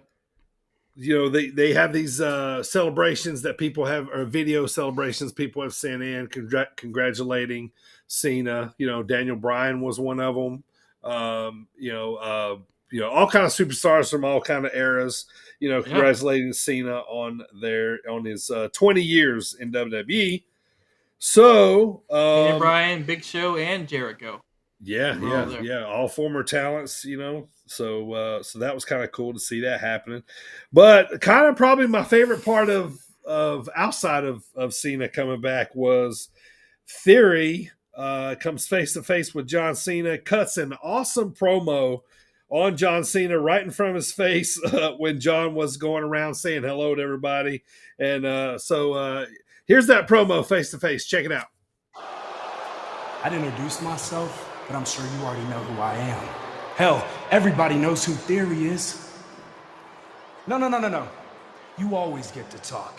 We're gonna celebrate you tonight. At least they are. But me, they should be celebrating me. I'm on Monday Night Raw every week. I'm putting it down. A-Town, down. Look at you. You don't even know what that means, John. You don't even know what that means, John. When you talk about never giving up, well, I can do this all day. And I just one-upped you there. I mean, look at me. I'm 24, the youngest United States champion in WWE history. At 24, how many championships you have? Huh? None.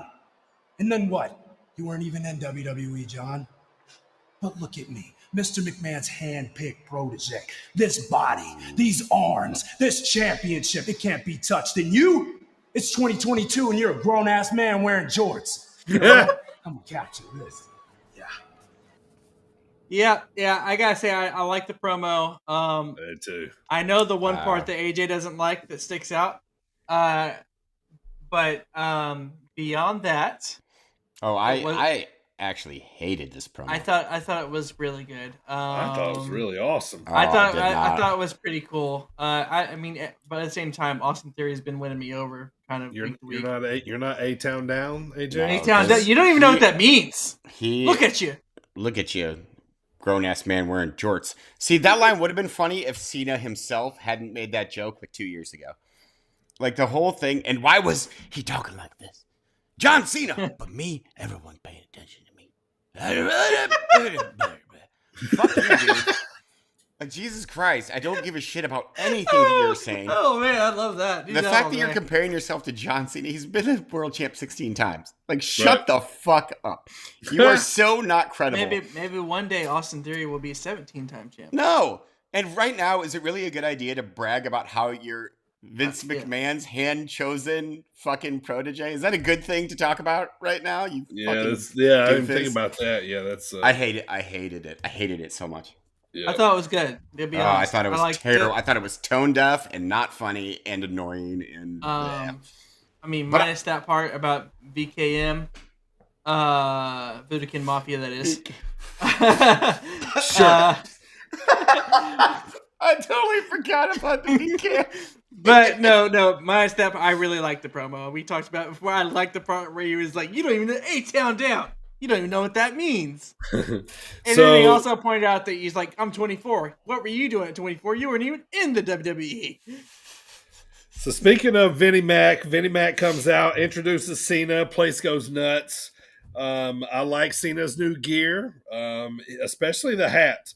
The hat's inspired from an old, kind of like the 1990s, the NWA, the rap band was wearing I can't remember what brand it was, but they came out with the hat. It was kind of the first time it really happened where instead of a logo or something, just said like the team's name on there, like Los Angeles Raiders. Yeah. It was big during that era. So I thought the Cena hat was cool. But Cena comes out and says, thanks to the fans for 20 years.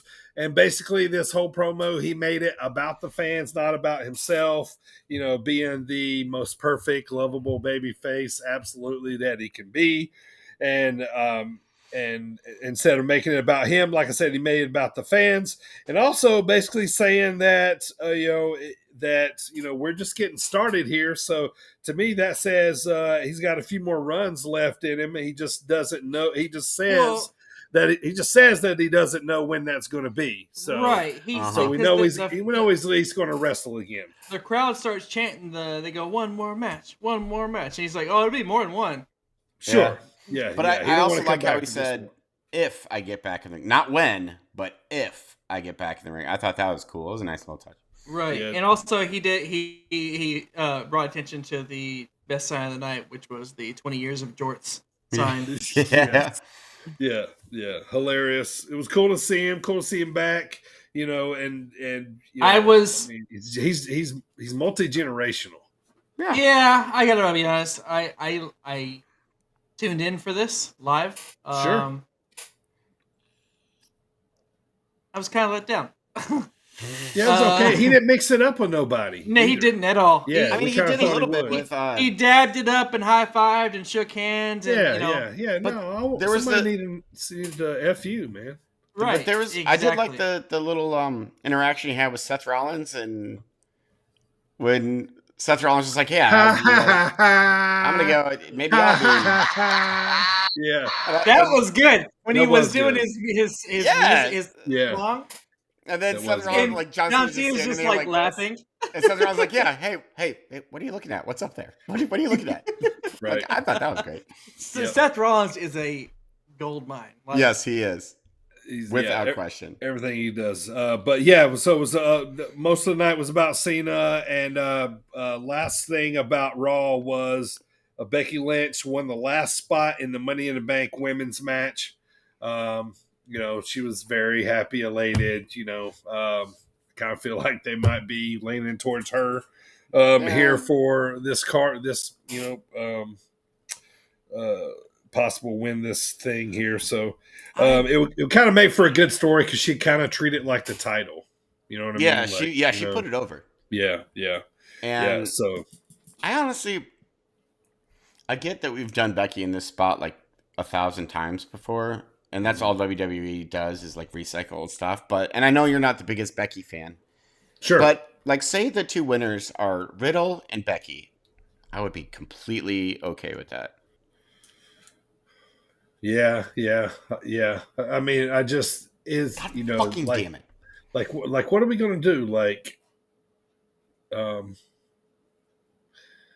mean, I don't know. Like, are we gonna do Riddle? I'm wanting somebody that possibly wins this Money in the Bank match to have a shot at actually winning the title. So I don't know that Riddle is. Becky probably would be if she honestly, wins it, the only person I could see doing that is Seth. Yeah. But Yeah, on the current roster. Yeah. Yeah. Yeah, like I don't see anybody else being able to do that, but at the same time, unfortunately, I also feel like on the men's side of things that this this Money in the Bank match is almost wasteful. Because I don't feel like in the next year Roman's gonna lose the belt. Sure, right, yeah. Maybe they go for the IC belt or something. Maybe they make it. I don't know. Yeah. Why would someone win Money in the Bank and they'd be like, I want the belt that no one gives a fuck about? Well, let me talk to you guys about NXT real quick, and then we'll get to the Money in the Bank card, and we'll make some quick predictions. This was a lot of setup to the Great American Bash, which is going to be next week. It's just a Great American Bash. They do this about once a year, elevated, kind of just an elevated NXT show on Tuesdays. We are presented with the new NXT UK Tag Team Champions, Josh Briggs and Jeb Jebsen, that I always like to call them. Jebsen. What's your name? Henley, otherwise known as Hardcore Country. Yeah, so she's the new Hardcore Country, I guess. Yeah. But yeah, so it's kind of cool to see them win tag team titles. Joe Gacy with the Dyad beat Roddy and the Creed brothers, I guess. So we got a little storyline Ascension. Yep. So it's kind of like what's going on there. Next week it's Roddy and his guy versus Creed brothers, right? Yeah. Yep, sure is. All right, so what about this match, boys? If you're a man, you had to love this one. Nikita Lyons versus Mandy Rose. Bang, DQ. Bang, for sure. DQ happened when Toxic Attraction interfered, of course, but hello, lady. For sure. I agree with all of the above. Without a doubt. As do I. All of the above. So, you had to love this one. But, so moving on. Main event, Cameron Grimes and Braun Breaker face off. If you listen to the lead-in on the show here today, you heard that awesome promo by Cameron Grimes. So if you're just now or listening to coming in here, go back and check it out. Really awesome. Cameron says Braun has no heart, just like his daddy. They take verbal shots back at each other. It became personal. Yeah, definitely became personal. They fight. There was a kind of a gimmick turnbuckle that came off when that Braun hurt his arm. Not only did they fight, but Cameron got the best of him. Yeah. Cameron came up on top here, and Braun was left sitting with his arm injured, and looking like another torn arm pec situation. Yeah, yeah. So you guys got anything for NXT here? No, other than Grayson Waller tricking Carmelo Hayes into signing a contract to face off for the North American Championship with him. That's right. He was like, "What's that?" He's like, "Man, that's my boy." What? Like, right? Yeah, he's like, "I'm about to go." He thought he was like autographing. Yeah. He thought it was autograph. Yeah, that's right. Yeah, that was a good angle. So, all right, let's get to Money in the Bank, boys. Let's go over some quick predictions. Money in the Bank 2022, Las Vegas, Saturday night pay-per-view this week, boys. Saturday night. Yeah, good stuff here. I don't know. Same night as Adesanya? Oh, yeah, it's going to be tough, man. United States Championship, Theory versus Bobby Lashley. I'm going with Theory here to keep it. Oh, yeah. Theory. Unfortunately, Theory and...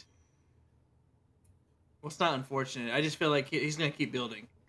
Well, rumor is Theory's asking for a United States title match with Cena at SummerSlam, but I'm Fuck sure off. a lot of wrestlers are asking for a title match or for a match with Cena. So, what do you by think? the way, I'm also going to go Theory. I don't agree with it, but yeah, whatever. Gotta play smart.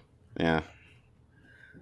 Undisputed WWE Tag Team Championships: the Usos versus Street Profits. I'm sticking with the Usos here on this one. Me and Primo talked about something pre-pod here that we've kind of both been noticing. Montez Ford, he is bulking up. This dude is getting big. Is this going to? He's getting some size on him. Is this a single run?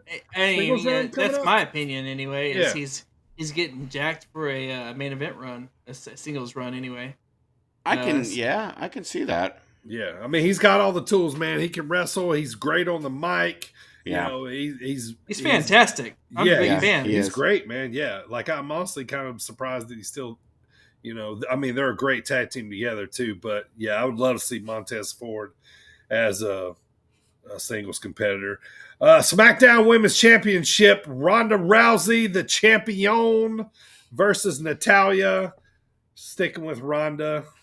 Yeah, but how cool would it be for Natty to take? Oh, I'd love to see Natty win it. Natty won't, but it would be cool. Run. Be cool to see Natty in like a do some old Eddie Guerrero trickster stuff to keep winning. Just keep the belt for just like a year or more. Right. Yeah. Like just let her go on a actual run that she deserves to go on. Sure. Have the loose boot come off. Yeah. Yeah. Throw the chair in their hands. Right, the belt, lay down, you know, good stuff. One of my favorite spots. Raw Women's Championship: Bianca Belair versus Carmella. Carmella ain't winning this, right? No. Although it's supposed to be Rhea's spot. Bianca Belair's promo, I did not like it at all. It sounded stilted and like Yeah, I didn't. It was a bad promo. Like I feel like really they're a little repetitive. Hers are, you know. Like, I think she's really limited on the microphone. EST of WWE. The bestest, the roughest, the toughest. Yeah. Question. Well, let's get to the end of the pay-per-view, then I'll ask the question. All right. Yeah. What women's Money in the Bank ladder match, boys? Who's winning this one? Becky Lynch, Alexa Bliss, Liv Morgan, Raquel Rodriguez, Asuka, Shotzi, Lacey Evans. I'll make a pick first. I'm going Liv Morgan. Second that. I thought I was going to have like it's time for her. I thought I was going to have like a surprise. I agree. I was actually going to go with Liv Morgan as well. Yeah. That's why I wanted to pick first because I was like, because you wanted to get it in there. I want to make sure like I'm not riding any trains here. But yeah, I think we're all in agreement that it's her time now. She deserves it. Like she's gotten so much better. Like give it to her. All right. Let's play Booker here. Let's throw our ideal of Liv winning it. Who's next in line? Who's your second pick to win? I guess behind Liv. Behind Liv, yeah. Like who would be your second? Can you go over the roster again? Yeah, Becky Lynch, Alexa Bliss, Raquel, Asuka, Shotzi, Lacey Evans. I can see Lacey Evans. I'm going Becky for my second pick. See Asuka winning it for a second time. I would love to see Asuka win it for a second time. Yeah. I don't think she will. They've been doing all that shit with Lacey Evans. Yeah, I can see it going somewhere. But of course, I can see it not going anywhere, and they just dropping the whole entire thing. Like I said too, man, I think Becky would treat it like a belt, so it'd be interesting. So yeah, and also after Raw, somebody had a Becky no belt sign. She got upset, and ripped it up. Oh, that's great. All right, men's Money in the Bank ladder match. Who's winning this one, boys? Seth Rollins, Drew McIntyre, Sheamus, Omos, Sami Zayn, Riddle, and TBA. Surprise pick. For storyline purposes, it'd be kind of cool to see Sami Zayn win it. Just so he can, because he's honorary bloodline member, honorary Uce. Sure. And he's so he can be like, oh, I'm not going to use it on you, but it's going to get in his mind eventually. Sure. That he wants to use it on him. That would be my favorite way that this match plays out. It won't happen, but Like, I feel like this outcome is going to be infuriating. It's going to be either Drew McIntyre, Sheamus, or almost.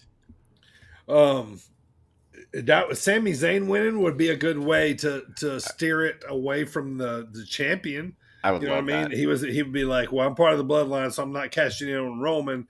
I'm going to cash it in on a belt that the bloodline doesn't have yet. Like and bring it to the bloodline, like an NXT belt, perhaps. No, I mean like an IC belt, or not, or a United States belt, or maybe something like a funny comedy twist where he gets the 24/7, like he cashes or something stupid. Like you know he what cashes I mean? in the Money in the Bank for 24/7. That would be hilarious, but it would also destroy any credibility that the Money in the Bank contract has. It would. I think. I'm going Riddle just because he's hot. I'm going Randy Orton versus the TBA. Yeah. Okay. Maybe Cody. Too early. Yeah, he's still early. Cody for the TBA. Yeah. For the TBA, I'm thinking maybe Ricochet. Shinsuke, probably. Yeah, one of those. Also, how about Shelton Benjamin? Yeah, ain't no stopping me. No, he's a ladder match. Poor Shelton. Great man. He's a legend. Man, he's awesome. He's old Money in the Bank folklore. Yeah, he is. He's also a jobber now. I pop for that. I would like it to be him to be in the match just because I don't see him enough. No, he's awesome. Now that's the whole card, right? That is the whole card. We got 2 Money in the Bank ladder matches and 4 matches. 2 outcomes of this. Neither good. Depending on when they have the women's ladder match. Mm-hmm. If it's at the beginning of the show, like an opener, then I could see the women's Money in the Bank briefcase being cashed in either soon or same night. Gotcha. The men's Money in the Bank pay-per-view briefcase, however, I feel like it's going to be a failed cash-in. From who? Well, my pick was Sami Zayn, so. Oh, that's your series? Like you're actually picking Sami Zayn? Yeah. Interesting. I'm going with Riddle. Oh, wait. Sorry. I forgot earlier I do pick Riddle. I did. But Sami Zayn was like my storyline pick. Like, I agree with you on Riddle. Unfortunately, I think I like Riddle, don't get me wrong. He's starting to get into that territory of, with me personally, I don't want to not like him, but just stop shoving him in my face. Like they're getting to the point where it's getting too late to pull the trigger. Right. Like kind of as they do a lot. Like Cooper, get off the pot, as they say. Yeah. All right, AJ. So who's your pick for Money in the Bank? Drew McIntyre. All right. Oh, fuck. That was a little out of left field there. I was either going between Riddle or Almost. It fucking almost. Like no way. Yeah. I can see it happening. One spot I do hope that happens though is that he puts MVP on his shoulders to try to grab it. If they don't do that, it's a missed opportunity. Does Almost even need the ladder? Can he just reach? He probably has to step on one rung. That's it. Yeah. All righty. Well, that's it for the recaps. Enjoy Money in the Bank this weekend. It's time for our last Dropkick discussion of the month. Hey guys, this is Mr. Havens, the Argyle assassin himself, giving them all the shivers. This is the one and only Mike Hartenbauer. This is Space Jesus, Billy Starks. This is referee Dan Perch. What's up, bozos? This is Trevor Outlaw. You can address me as yours rudely. And you're listening to the Sit Down Marks podcast. You guys are listening to Sit Down Marks podcast. You're listening to Sit Down Marks podcast. Come celebrate pro wrestling right here on the Sit Down Marks podcast. With DB, Primo, and AJ. With DB, Primo, and AJ. With Primo, DB, and AJ. And you're listening to DB, Primo, AJ here on the Sit Down Marks podcast, the best podcast for professional wrestling. All right, last podcast of the month means last Starrcade match. We've been covering famous Starrcade matches all month. This one brings us to 1998. Juventud Guerrera versus Rey Mysterio versus Billy Kidman, who was the Cruiserweight champion at the moment. They called this match a triangle match, not a three-way, not a thruple, not any of that kind of stuff, but they called it a triangle match. And this match was for Kidman's WCW Cruiserweight Championship. This match was held December 27th, 1998 at the MCI Center in good old Washington, D.C. Kidman was the champion. Ray was feuding with the LWO.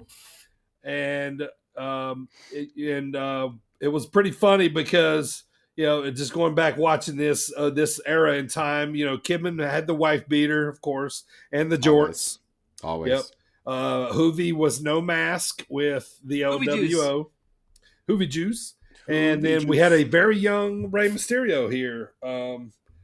So he was a slimmer, smaller kind of stature. He wasn't quite as he hadn't started really kind of like hitting the weights. But this match was first of all to WWE yet. Yeah, right. Yeah, this right, is Money Ray right here. This is the best version of Ray. So yeah, and this match is everything you thought it would be. Tons of pinfalls, high spots, 2-on-1, and this was the era of the cruiserweights where they let off Nitro and pay-per-views a lot, and they let off this particular Starrcade 98. So any quick notes here, guys, before we start? Yep, I have a few things. Number one, because our last Starrcade was Starrcade 92, production value has gone way up overall. And second, I have 1-800-909-9900. And by the way, it's $1.69 a minute. $1.69. Oh my gosh! To talk to a recording of the Giant, or to hear the dirt sheets. Oh my goodness! To see who was the surprise, the people backstage that he couldn't talk about. Right. Which I still don't know because I didn't finish the pay-per-view. But also I have a few other notes here. Hoovy repping the LWO, as you see behind me here. I need one of those shirts. I really do in real life. Ray, you're supposed to wait your turn before coming out. He didn't. Hoovy came out, and then Ray just started coming out at some point in there. No time to waste. Little known fact about me, you can ask my older brother KO. I was such a big fan of Billy Kidman when I was young. I really was. He was one of my favorite WCW guys. The Shooting Star Press always just freaking blew my mind. And then lastly, they put this match on first so they could get the crowd fired up. Absolutely. So all I had was one, Juventud, please find your mask and put it back on. You sir, are an ugly man. I say that as an ugly man. Kidman was also one of my favorites when I was a kid, as was Ray. Ray was one of my absolute favorites in WCW. That's basically all I had. I didn't have much except for Hoovy, put your mask back on. All right, so for the coverage of the match, it was hard to, I kind of put, my thoughts and some of the things that was going on. So, I mean, it was a 23-minute match, quick spots by all these guys, in a lot of these things, 2-on-1, one guy would get a move, another guy would counter, right back in. But we had Bobby Heenan, we had Tony Schiavone, we had Mike Tenay on the call, and they constantly mentioned the LWO could get involved, which they were foreshadowing as Eddie Guerrero would come out later and get involved in this match. But most spots early were where Ray and Kidman were teaming up on Hoovy. Hoovy really sold his ass off a lot in this match. But this match got stiff early as they were all enduring hard shots from each other, taking, chops and punches and kicks. It seemed like every move done by one wrestler, the other or the third man was there to counter. You know what I'm saying? When one would get on the other. So, they had this all lined up and very well prepared. Most of the action early on was done in the ring. only really going outside once. The timing and planning of this match was really well done by all these guys. And it was really hard to talk about each move because they were all really like so fast and or reiterations of a certain move. You know what I mean? I really love this match, honestly.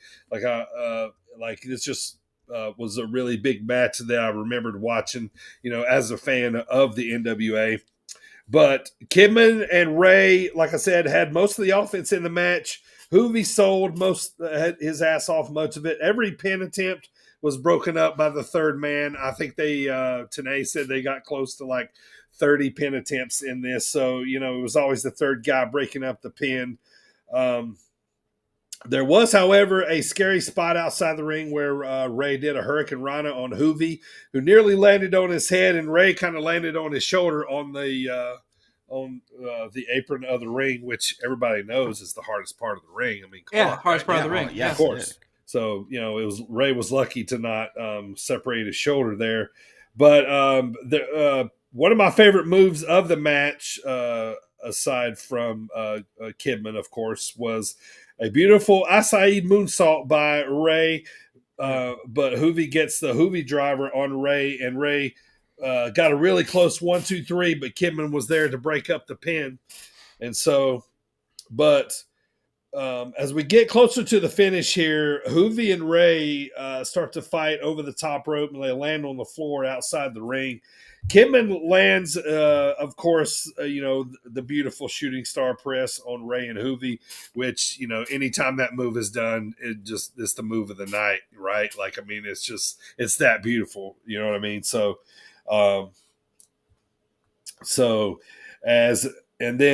right after this is when we see Eddie Guerrero. He's coming out, ringside. He distracts the referee. Then as Billy is pinning Hoovy, Eddie pushes Hoovy on top of Billy for the pin. But at the last second, Rey comes in to break up the pin, and he kicks Billy on top of Hoovy for the pin, and Billy pins him down for the 1-2-3 to retain the WCW Cruiserweight title. Now, let me be honest here. There's no way I could ever describe this match word for word, move for move, that would ever give it justice. Like, I love this match. It was great. It was well planned out. It was cruiserweight action at its best. Before we get to smelly marking it here, boys, tell me about your thoughts on this match. So at the beginning there, they had a Hoovy was set down in the corner, but he wasn't completely in the corner. And Rey went for a Bronco Buster type maneuver, and it was like Hoovy was far enough away from the corner where he missed it, and it was a messed up move, really. Sure. Basically then Bronco Buster was off a little because Hoovy wasn't all the way in the corner. He ended up jacking up his neck a little bit there. The double bulldog by Hoovy was nice. That he got on both Rey and Billy. Now, this was before Filthy Animals, so Sure. Mm-hmm. But Billy and Rey were still showing that that they were united, they were friends. All against LWO, all that stuff. This match has so many. That's another thing you said, the move for move thing. That's why I just said this. This match just has so many awesome sequences. Absolutely, a lot of great sequences. Absolutely. It's like they had many sentences to a paragraph, basically. Right. These guys, you watch. This was 1998. These three guys, this match, these cruiserweights of WCW, not just these three, but all the cruiserweights in WCW, inspired a bunch of today's wrestlers. Absolutely. Yep. Kidman with the shooting star press to the outside was a thing of beauty. And for me, lastly, that ending was such like a chaotic finish because there was so much going on, but it worked. So yeah, it was. It was pretty cool. Yeah. Okay.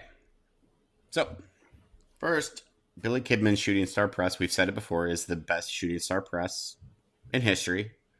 Fight me if you disagree. It's weird when Billy Kidman is the worst worker in the ring.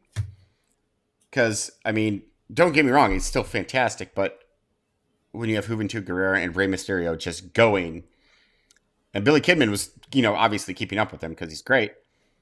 But out of the three, he was like the least awesome one, which is weird.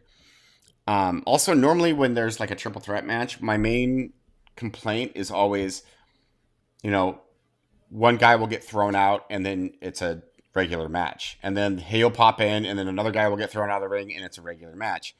That didn't happen here. Like it was just a giant spot fest the entire time, which if you're into that kind of match, which how could you not be? They're amazing. This is like top of the line spot fest. And it was so innovative at the time because like we said, it was 1998.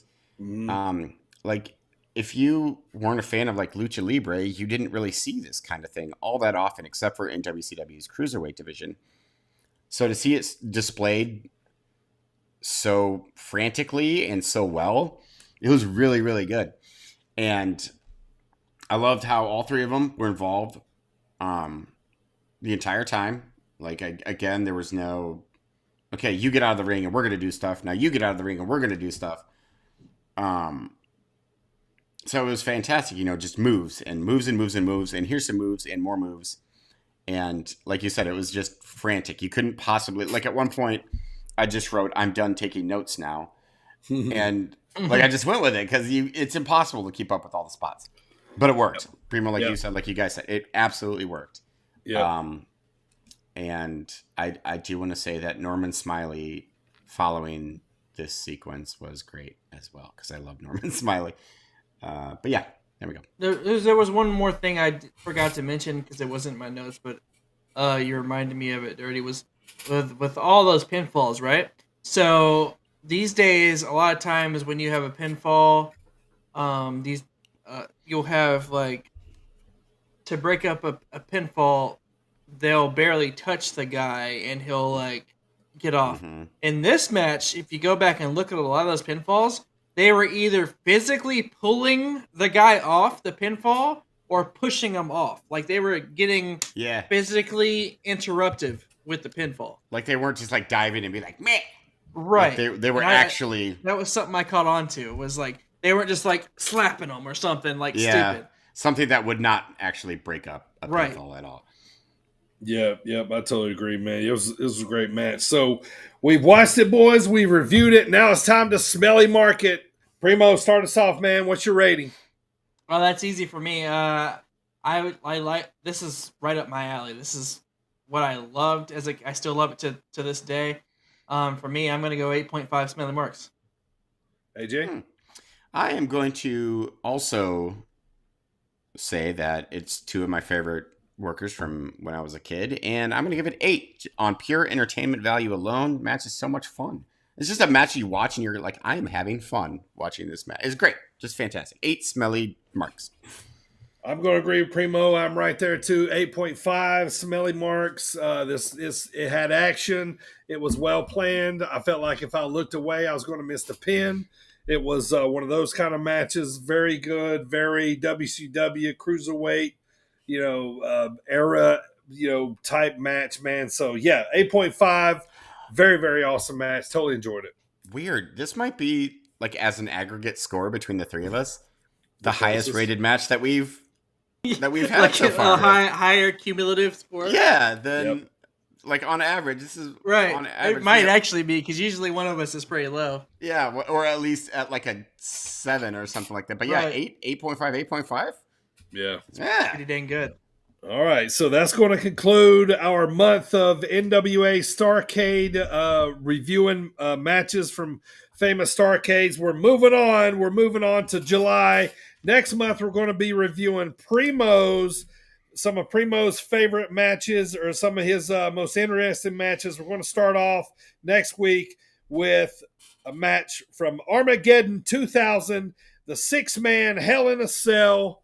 Primo, super fast. Tell us why this match. So now, quick note here: these aren't matches that I'm saying are the best matches ever. They're matches that throughout my wrestling fandom that have stuck out to me. Now, some of these are really good in my mind, but all 4 of the matches for Primo's picks month in July are just matches that when I think of matches that are entertaining or interesting to me, that's what I would choose. Specifically, this 6-man Hell in the Cell that we're going to be covering next week for Dropkick is the only one in its existence that had the 6-man, and there's a reason for that. So you can talk about chaos. This was it. There you go. Go check it out, and then come back and listen to us, and we'll review that one. The 6-man Hell in a Cell from Armageddon 2000 next week. It's going to be an awesome month of Primo walking us through some of these matches, so it's going to be fun.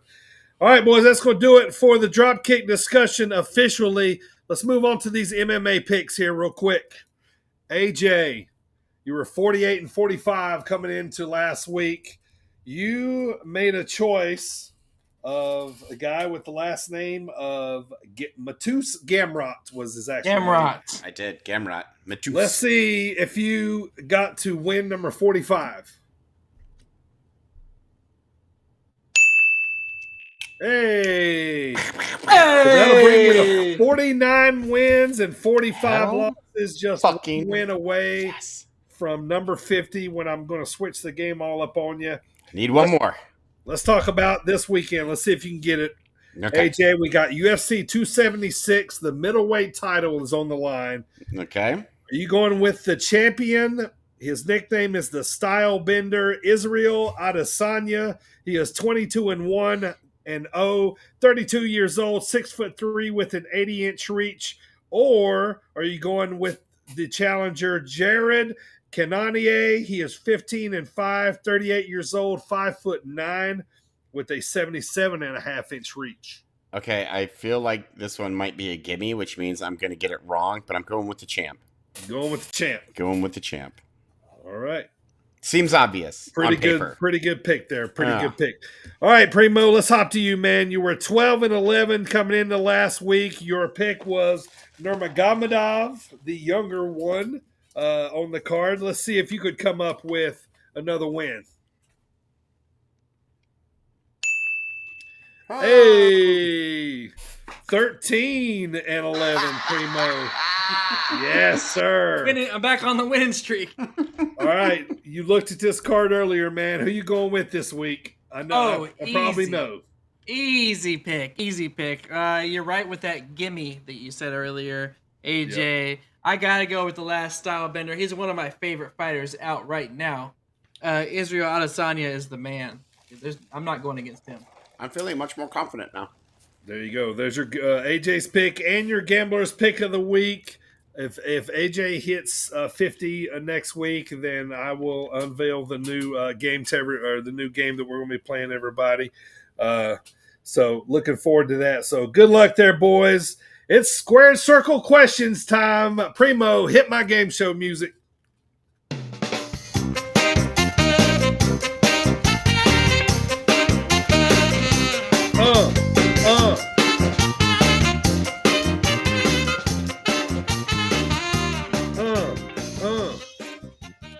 All right, boys. Happy birthday, 1 year. Squared Circle Questions is 1 year old. How do you feel, guys? That's insane. Yeah, I don't know how many times we played it, but it's been at least like once a month, I know. Yeah. I don't know what my record is. Earlier we played it more, but since we've brought more games onto the pod, we're kind of playing them all once a month now. So I feel like you probably have a higher record than me, AJ. I think so. Not by much, but. All right. By the way, I figured out what this shit tastes like. It's like knockoff Captain Crunch, like Admiral Chew or something like that. Something really dumb. All right, so six possible points for today's Squared Circle questions. Now I'm gonna just a little fun part of this, guys. Some of these questions I've already gave you before, so I'm going to test your memory here a little bit too. Yeah. All right. So as we know, we're going to kick it old school. I've got wrestler category, I've got a pay-per-view category, and I've got wrestling potpourri questions for you. So as tradition, we're going to start off with our wrestler here today, boys. You can, this one's all for fun today. You guys can just guess your little hearts out on any of these. All right, no paper, no rules, no nothing. Let's just have some fun. What do you say? Let's do it. I like that. All right, here we go. Born July 31st, 1989. He is 6'1", 230 pounds. He debuted in 2015. He is trained by Brian Myers and a couple others. And he is a current AEW talent, a current tag team member. He's from Long Island, New York. His tag team partner is Anthony Bowens. You fucking douche. Max Caster. Yo. Listen. I didn't know he was the same age as me. There you I'm go. actually older than him by like a week. Answer is Max Caster. Good job, boys. All right. This next pay-per-view, I'll make it a little bit easier here. So I'm gonna say, give me a number. Name that WrestleMania. Like let me rattle off for a bunch of some of the matches before y'all start throwing out numbers. But okay. All right. So name that WrestleMania. Let's see if you guys can get it. I'm gonna see if you guys can get it without me naming the main events. Okay. That's what we're gonna do here. All right. Here we go. Paul Roma defeated the Brooklyn Brawler. Rick Martel defeated Coco Beware. Okay. Demolition defeated the Colossal Connection. Earthquake defeated Hercules. Brutus defeated Mr. Perfect. Roddy Piper versus Bad News Brown ended in a double countout. The Hart Foundation defeated the Bolsheviks. The Barbarian defeated Tito Santana. All right, you guys can start guessing now. I agree with AJ, though. A3. WrestleMania 3. Dusty Rhodes and Sapphire defeated 4. Savage and Sherry. Rick Rude defeated Jimmy Snuka. 2. Sticking with 3. Big Boss Man defeated Akeem. I mean, I Your like co-main 3 as well. event It's was just Ted less often. DiBiase defeated Jake Roberts by countout. That's all the matches except for the main event. 3 What are we is going good. with? 3. Main event is Hulk Hogan body slamming Andre the Giant. Incorrect. Your main event is the Ultimate Warrior defeated Hulk Hogan to win the Is it WWF 6? title and IC title. It is 6. WrestleMania 6. God Damn it. God, I shouldn't have relied on you, AJ. I thought Coco Beware was way gone by WrestleMania. Y'all were saying WrestleMania 3. Well, WrestleMania 3 should have had Savage and Ricky Steamboat in it. Oh, yeah. You know? Dick Blood. Yes. He's got everything you want, right? Like, Yeah, that's right. Asian. He's Asian. All right, guys. I got 4 potpourri fun questions for you. You guys have had 2 of these before. Okay. Let's see how your memory is. All right. First question. Who did Hulk Hogan throw out who did he throw out last to win the 1990 Royal Rumble? Sid Vicious. Sid Vicious. Incorrect. 1990. You're right. I think that was the next one he won, though. Oh. Last he threw out Mr. Perfect. Exactly. Mr. Perfect. Very nice. Good job. Hell All right, yeah. you guys have had this one before. How old is Kenny Omega? 34. Nope. 38. 38. Yes, 38. Really? 38? That's you guys had that question before. All right, you guys have had this question before too. Not long ago. What state is Jade Cargill from? Jade Massachusetts. Cargill. Nope. Florida. Yes. Pennsylvania. Parts unknown. Parts unknown. Yes. All right. Fun number here, boys.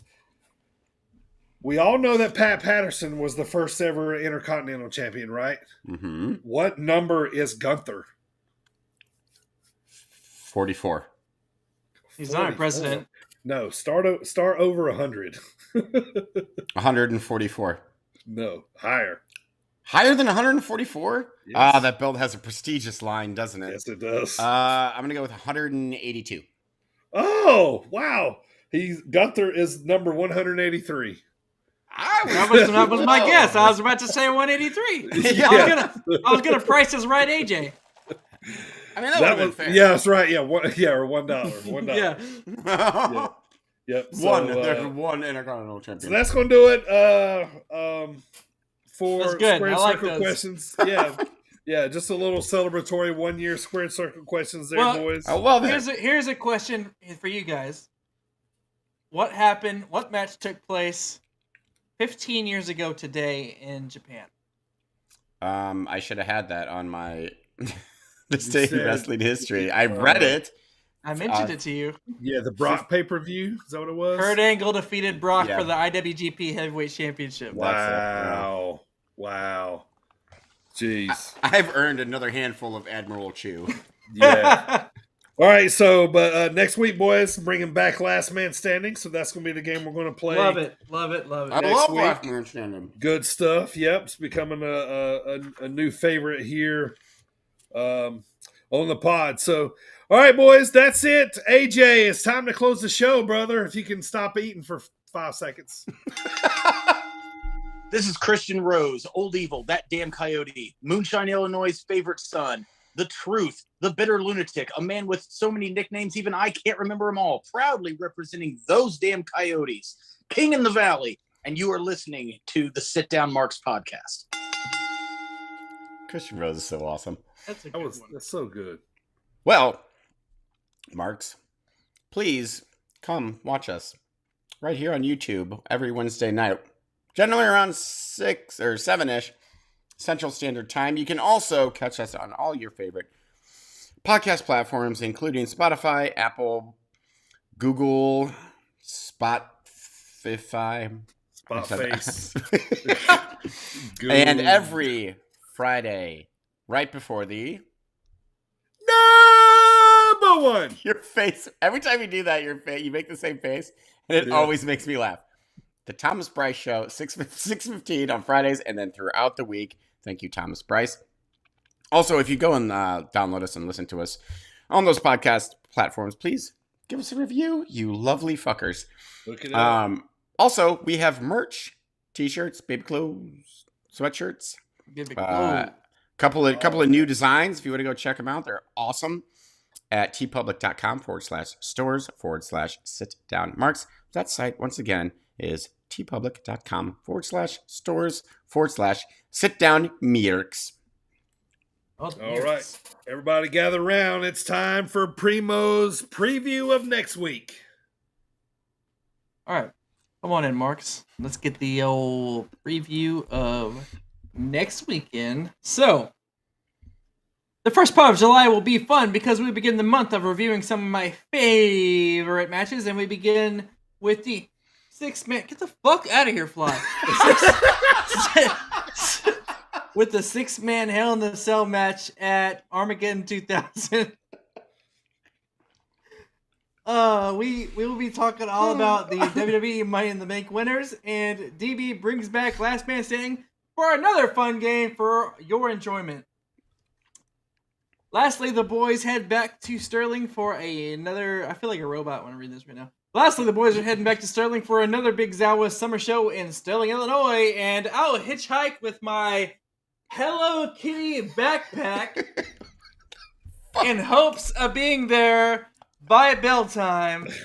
If you don't know, it's pink. It looks kind of like this one in my hand here. That's a shoot. He's got one. A really expensive Hello Kitty backpack. My daughter saved up all of her birthday money. Aww. And I'm going to be using it to hitchhike in hopes of being there by bell time. See you all next week, and thank you for listening. Well, you should read it in robot voice then. If you robot. I will be there with hitchhiking. All right, AJ. The one time I read ahead, I was like, I do have a Hello Kitty backpack in my house. All right, AJ, we got a little announcement for us, man. We're going to talk about who our next guest is going to be coming on the pod here in just a few weeks. Sorry, I'm eating this stuff right now. Yeah, whenever you're ready. Have your waiting on you, pal. Waiting on you, pal. He's been eating for 2.5 hours. I know, 31-year-old cereal too. Oh my god. I lost it. It's not going to get any better. No, it's next week. I I know who it is. Is it Corn Boy? Corn Boy next week? Is that right? Correct. It's not. Let's try again. Let's try mid-July. That's not next week. Next week is before. Let's try mid-July. Then I don't know because I thought it was Corn Boy. It is Corn Boy. Yes. Yes, we do. Midwest favorite. Actually, he should be everyone's favorite because he's fucking awesome. Corn Boy. I love Corn Boy. And we're going to talk to him.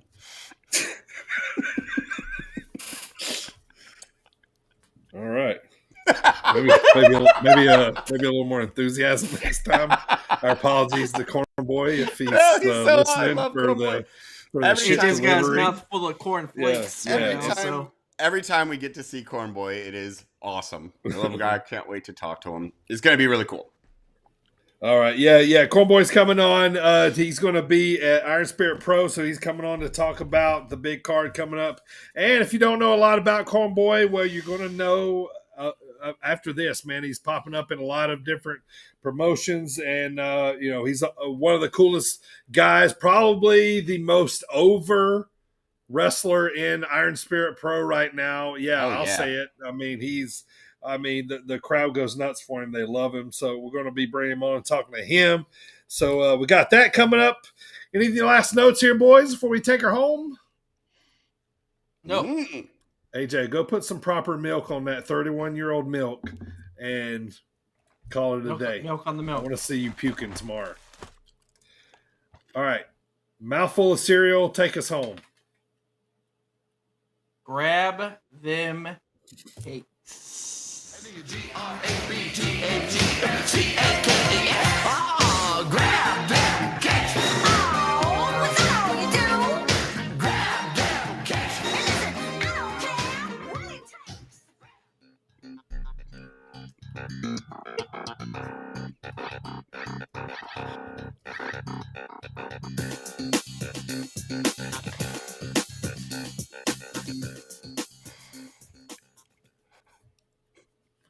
T-shirt still available. Anybody out there? Let us know. We didn't get a response, huh? We didn't get a response yet. T-shirt's still available. I've got responses, but some of those people already have T-shirts. Yeah, so they don't count. So they don't count. So I can't wait to see what you guys just said when my internet glitched out. That'll be interesting. Well, we did your job for you. I can't wait to see you in the hospital tonight getting your stomach pumped from 31-year-old cereal. No, it's not bad. The rancid cereal. Grab them cakes. That's